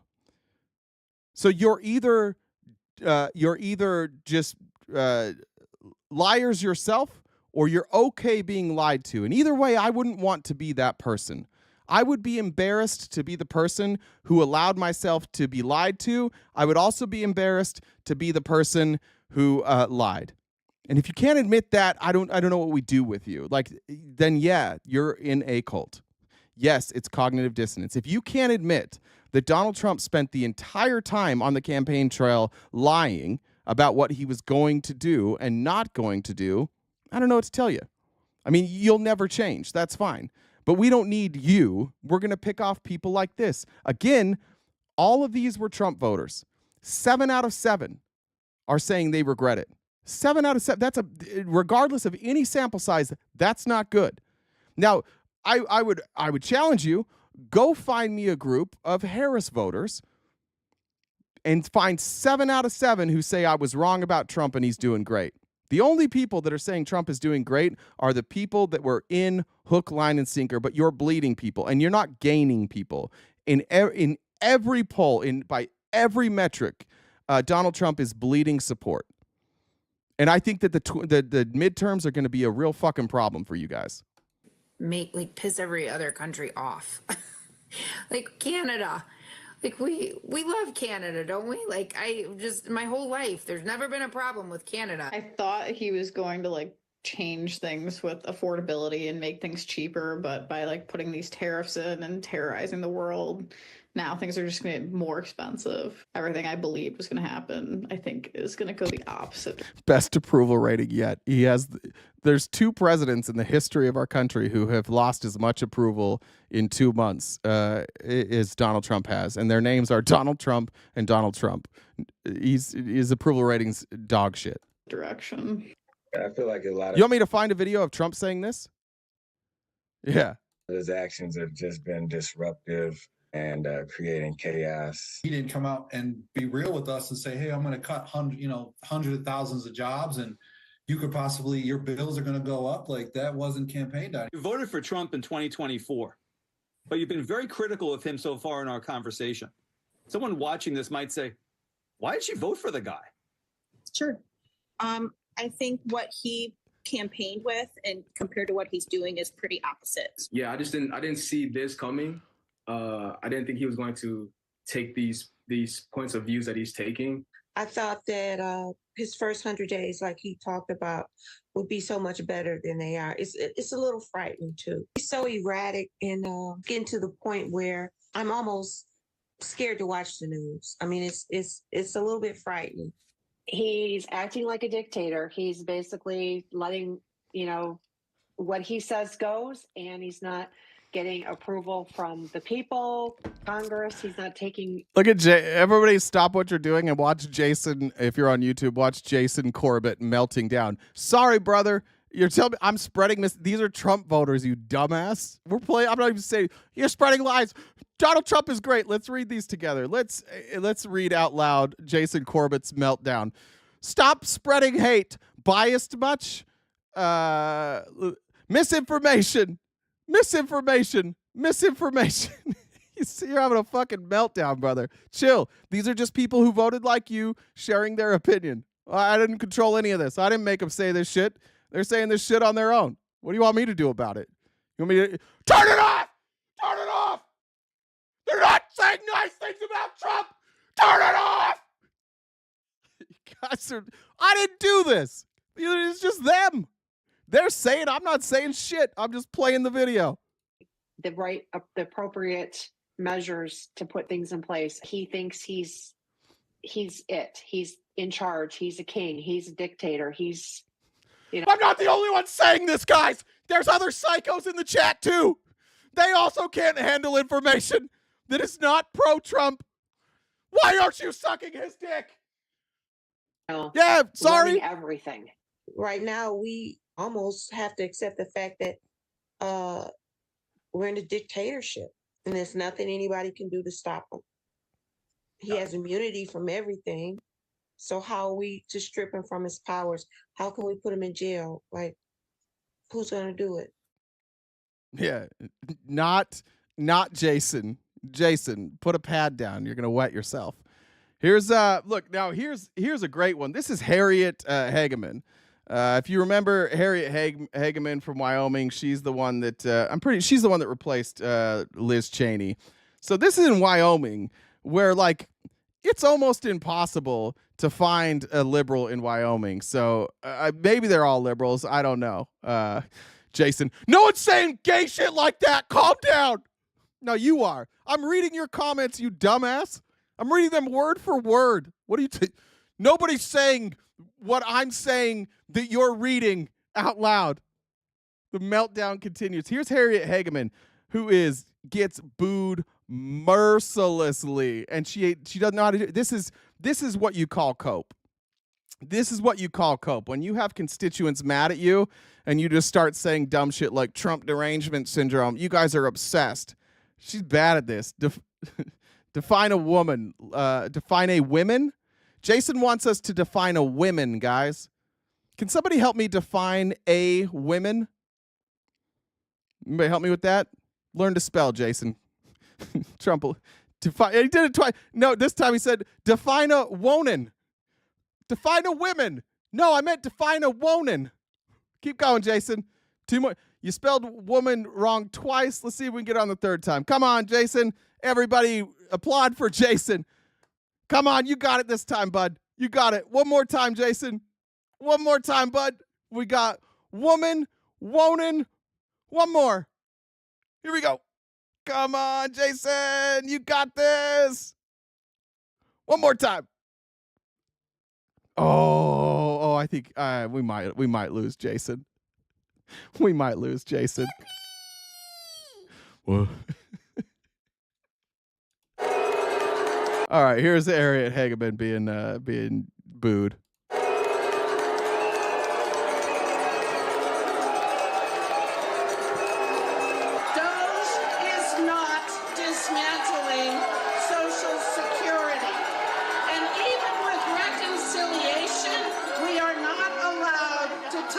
Social Security.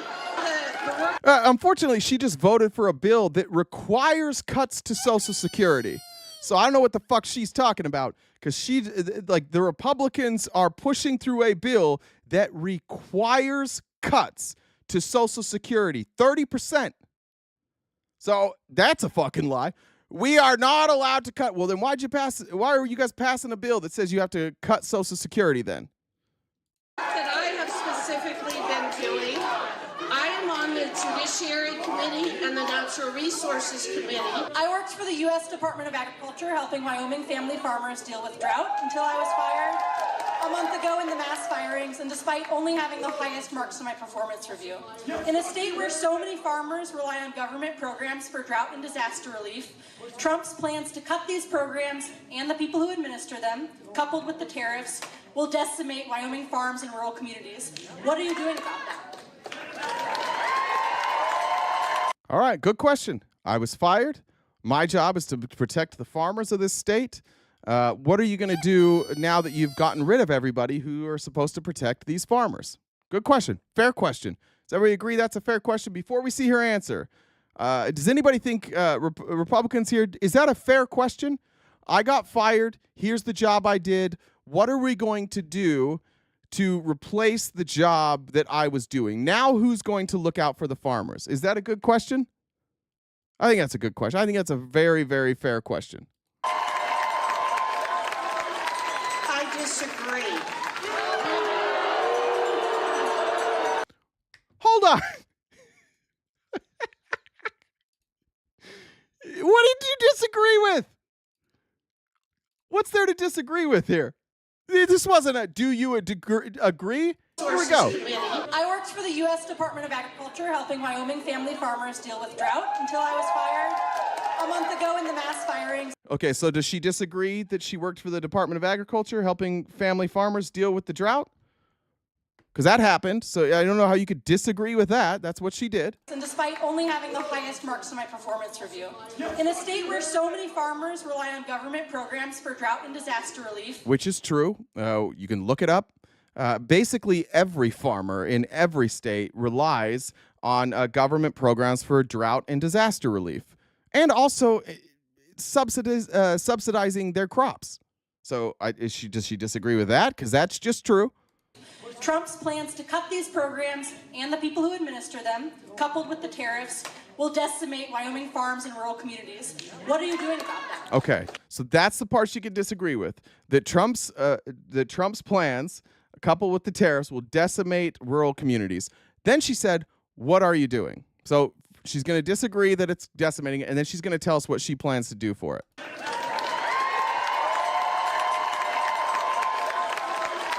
I disagree. I disagree.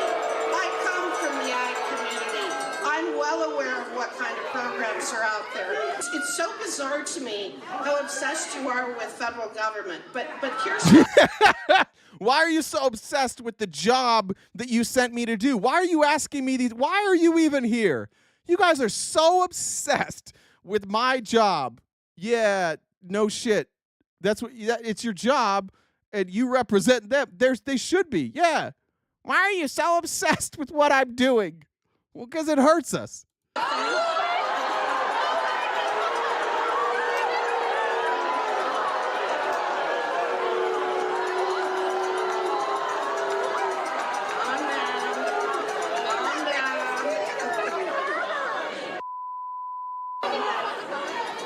Listen, don't quit.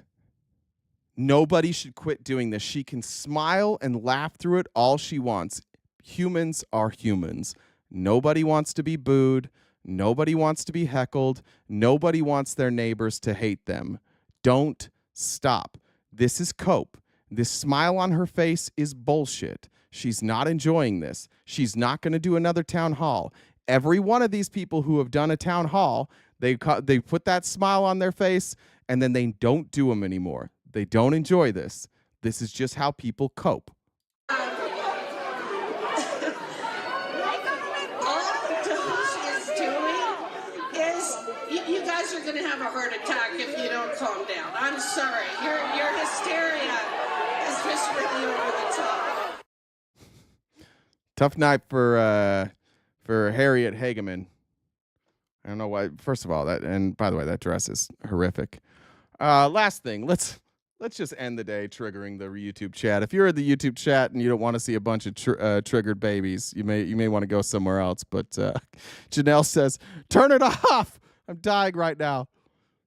No more saying mean things about Trump. No more." All right, now we're gonna piss the rest of you guys off because you're soft as baby shit. All right. Here's Jessica Tarloff. She's going to introduce this for us on Fox News, everybody's favorite station. As Fox News is scrambling to run cover for Elon Musk and run nonstop infomercials telling us how great Tesla is, Jessica Tarloff wants to remind us of something. I, again, reiterate, I draw the line at arson. No one should be setting cars on fire. But I would argue... I agree. Don't set cars on fire. I agree with that. We should not be setting people's cars on fire. It is important to remember that there's people there whose livings matter. Those are people's cars. I don't think we should do that, but it's still going to happen, and it's a result of Elon Musk. So both of those things are true. No, this is an important point. It's a free market point, but also we talked about Dylan Mulvaney, a single trans influencer who was on a single can of beer for months. And that can of beer set the conservative movement on proverbial fire, rooting against at least half an American company, the Anheuser-Busch side of things. Kid Rock out there doing target practice with Budweiser cans, people vowing to decimate that brand. And Dylan Mulvaney has much less of an impact on people's lives than Elon Musk does. So is that okay? Or that was wrong too, and everyone wants to mea culpa over that? It was one can of beer with one transgender person on it. No one was intimidated not to buy Bud Light. Really? Then why did it? Untrue. Let me tell you a fun story.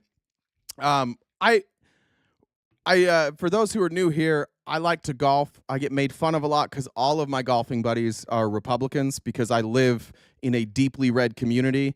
And so every time I go golf, it's with Republicans. Ironically enough, we collectively own a golf course. It is member owned. So there's like, I don't know, like 400-ish people, a little under 400 people. And we collectively own a golf course. So we pay dues every month. That is pooled together. Some would call that communism. Some would call that socialism. I'm one of the few lefties there. And it's ironic because we'll debate shit. They're like, socialism will never work. It's like, we're doing socialism here. Like, this is what we're doing. So anyways, it's actually a cool thing because it allows me to play golf in an affordable way surrounded by Republicans.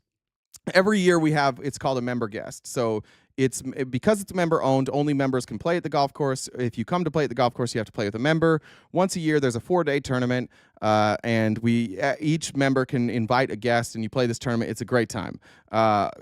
People drink like crazy. Like, you pay one fee, and then all the booze are included. So last year, and this happens in April every single year. Last year, like, a couple days, or maybe I think it was a couple days before our tournament started, that's when this Dylan Mulvaney shit kicked off. Now remember, we own our own golf course. We purchase everything. So for this tournament, we pre-purchased liquor and beer. And because it's full of Republicans whose favorite beer is Bud Light, we ordered cases of Bud Light. And so 3 days before, 2 days before, 5 days before, whatever it was, a few days before, this Dylan Mulvaney thing kicked off. And so we already have our liquor ready, and we have cases of Bud Light. And the board had an emergency meeting, and they got together and said, we have to order different beer. And we couldn't return the beer to Bud Light. So every single day for 4 days, I would go to where the bar was, and I would grab a Bud Light for me, and I'd grab 3 others. And I would walk out to the driving range while people were warming up, and I would say, good luck today. I got you a drink. Let's have a cheers. Not once would anybody drink a Bud Light with me. So when he says people were pressured not to drink Bud Light, bullshit. And when I would crack it open, the comments are like, yeah, you would, bro. You would drink Bud Light. By the way, Bud Light tastes like shit. That was the first time I'd ever had a Bud Light. It is awful. And I probably drank like 12 of them over the course of 4 days just to be an asshole. It was a bad experience. I don't know why people drink Bud Light in the first place. It should have been canceled when people tasted it. It's horrific. But do not tell me that people weren't pressured into it was their favorite beer. I have a friend that he's really good at beer. 8 to 12 beers every time he plays around. Only Bud Light, wouldn't drink it anymore. only Bud Light wouldn't drink it. So don't tell me that didn't happen. Collectively, as a membership, we lost a few $1,000s because people were so sensitive that a trans person had a can of Bud Light with their picture on it that they're like, I'm not drinking anymore. By the way, all of them are drinking Bud Light again. Like, Bud Light's back. No, that protest lasted like 12 seconds. And they were all telling us, like, on the range, they're like, you see Bud Light's stock price, dude? It's plummeting. This is awesome, dude. Bud Light, go woke, go broke. And now they're like, I can't believe we're boycotting Tesla. You guys, you liberals are so soft. Well, we're boycotting Tesla because our friends, the veterans, are losing their jobs because you guys want to go after the benefits for people who can't work, people who are retired, people who served in this country. You're pulling benefits from all these people that should have been paid for, and so we're protesting your dumbass car company, and you guys are like, you guys are soft. We can't compare the softness here. We're protesting because we don't like that our federal government has been handed over to a billionaire who is cutting funding for poor people. Literally, children are dying. Children will die because of the money we pulled from USAID. Human beings will die. Nobody got hurt from a trans person having a Bud Light can. But you guys are soft as baby shit. So I don't want to hear you're soft from any of these Republicans. And Greg Gutfeld over here, all 4'2" of him, feet can't touch the ground. Greg Gutfeld's like, nobody pressured us into not doing Bud Light. You sure as shit did. All right. This led me to this clip from Dave Rubin. This is a show called The Dave Rubin Show. This is an account, Dave Rubin parody clips. And Dave Rubin is gonna sell us on like why these liberals are so soft and why we are so un-American. How dare we go after his friend Elon Musk? Tim Walz is out there. He's got a microphone. He's on stage. And listen to how excited he is that things are not going well for Tesla at the moment.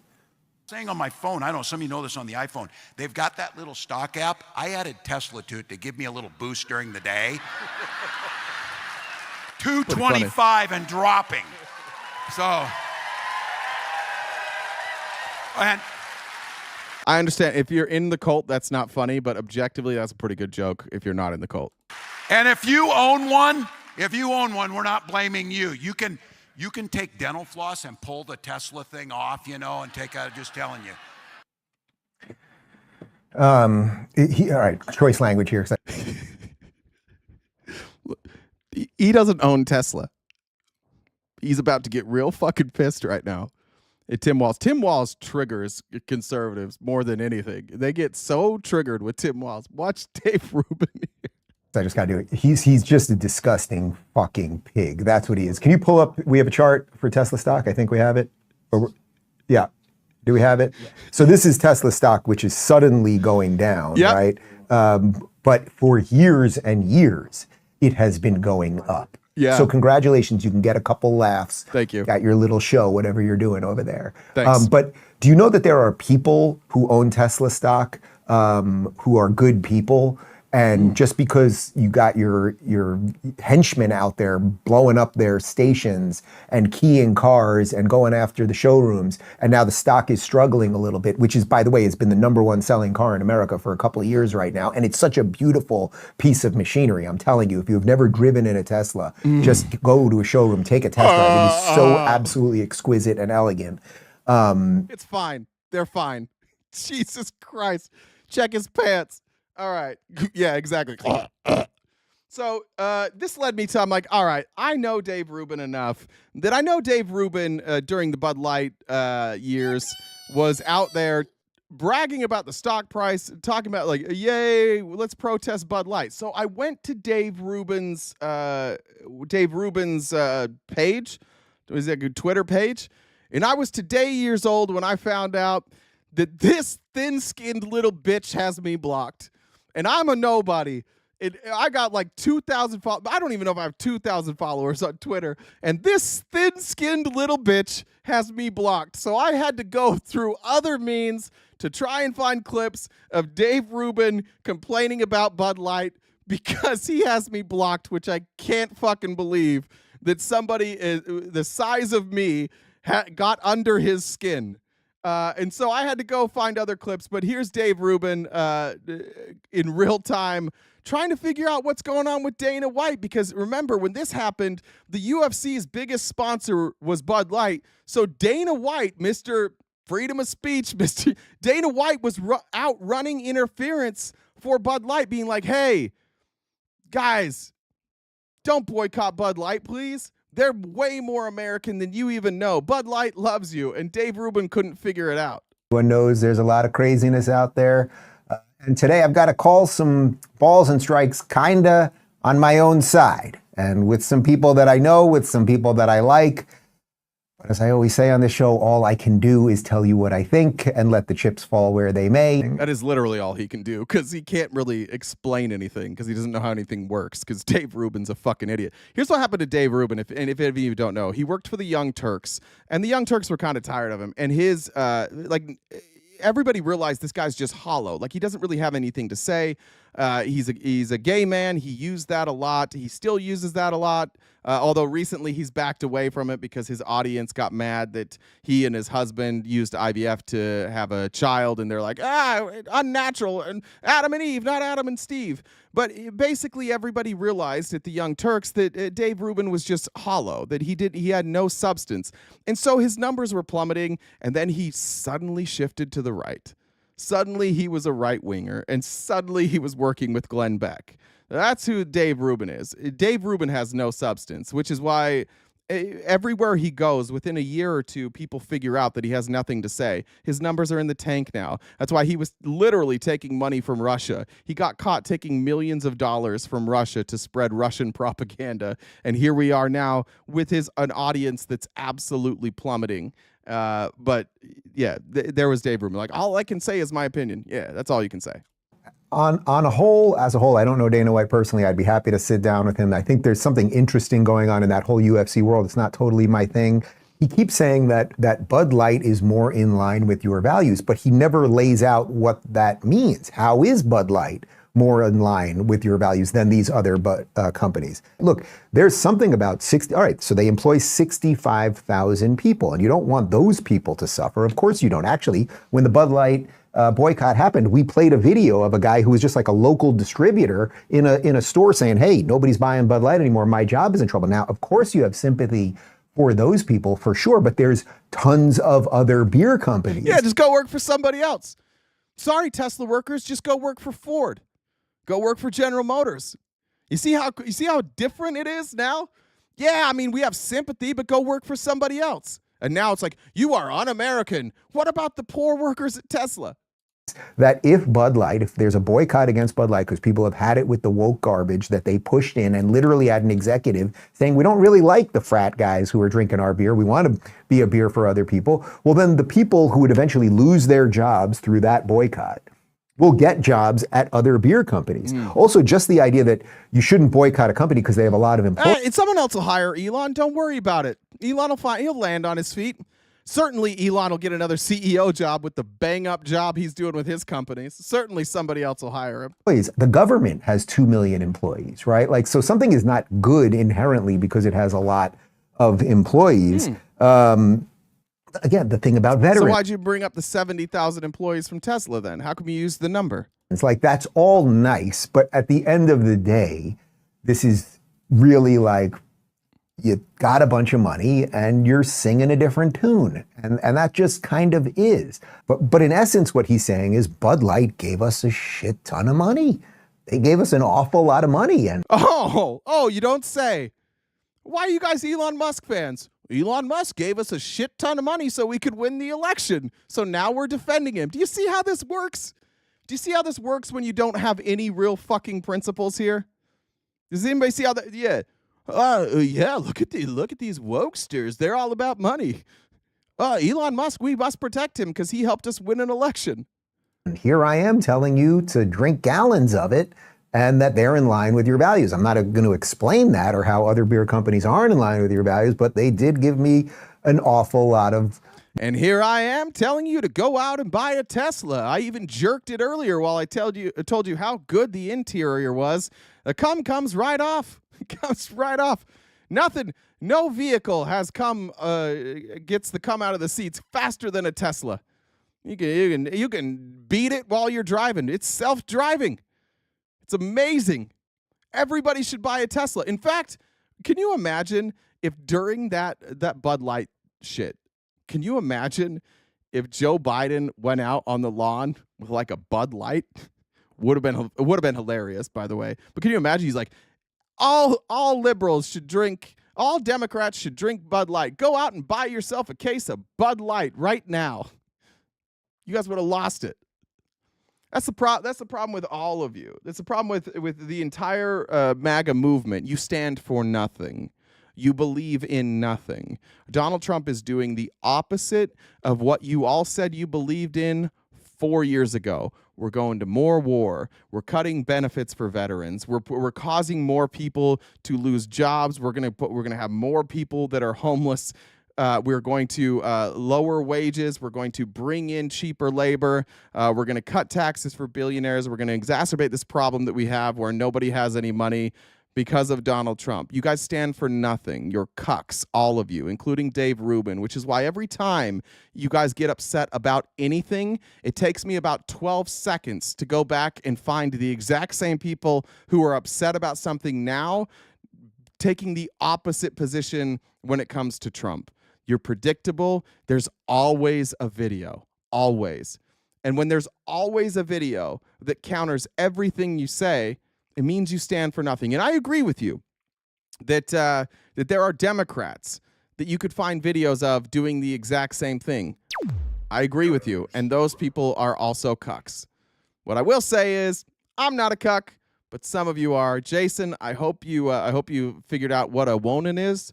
Amy Lynn says they're going to say that was a Nazi salute. Jay, did I do a salute? Did I do the Nazi salute? My bad. Let me just unequivocally say I'm not a Nazi. There we go. Amy also said Kid Rock was drinking Busch Light the whole time. That's just cheap Bud Light. Goddamn, Busch Light's terrible. Amy Lynn said, my daughter's vehicle was attacked many times during the Biden administration. She had unity and acceptance stickers. How dare she?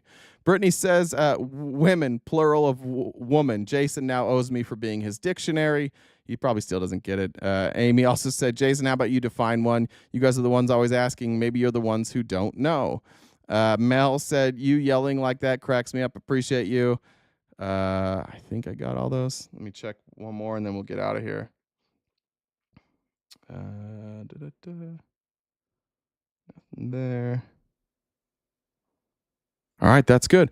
All right, everybody, thanks for being here. I enjoyed it. Thanks for the Republicans for being here in the chat. You're always welcome. One of these days, one of you guys are going to get some courage, and you're going to join you're going to join that Discord link, and you're going to come up and you're going to prove me wrong, and then we're all going to be MAGA. You can get your smartest one. Bring your smartest one.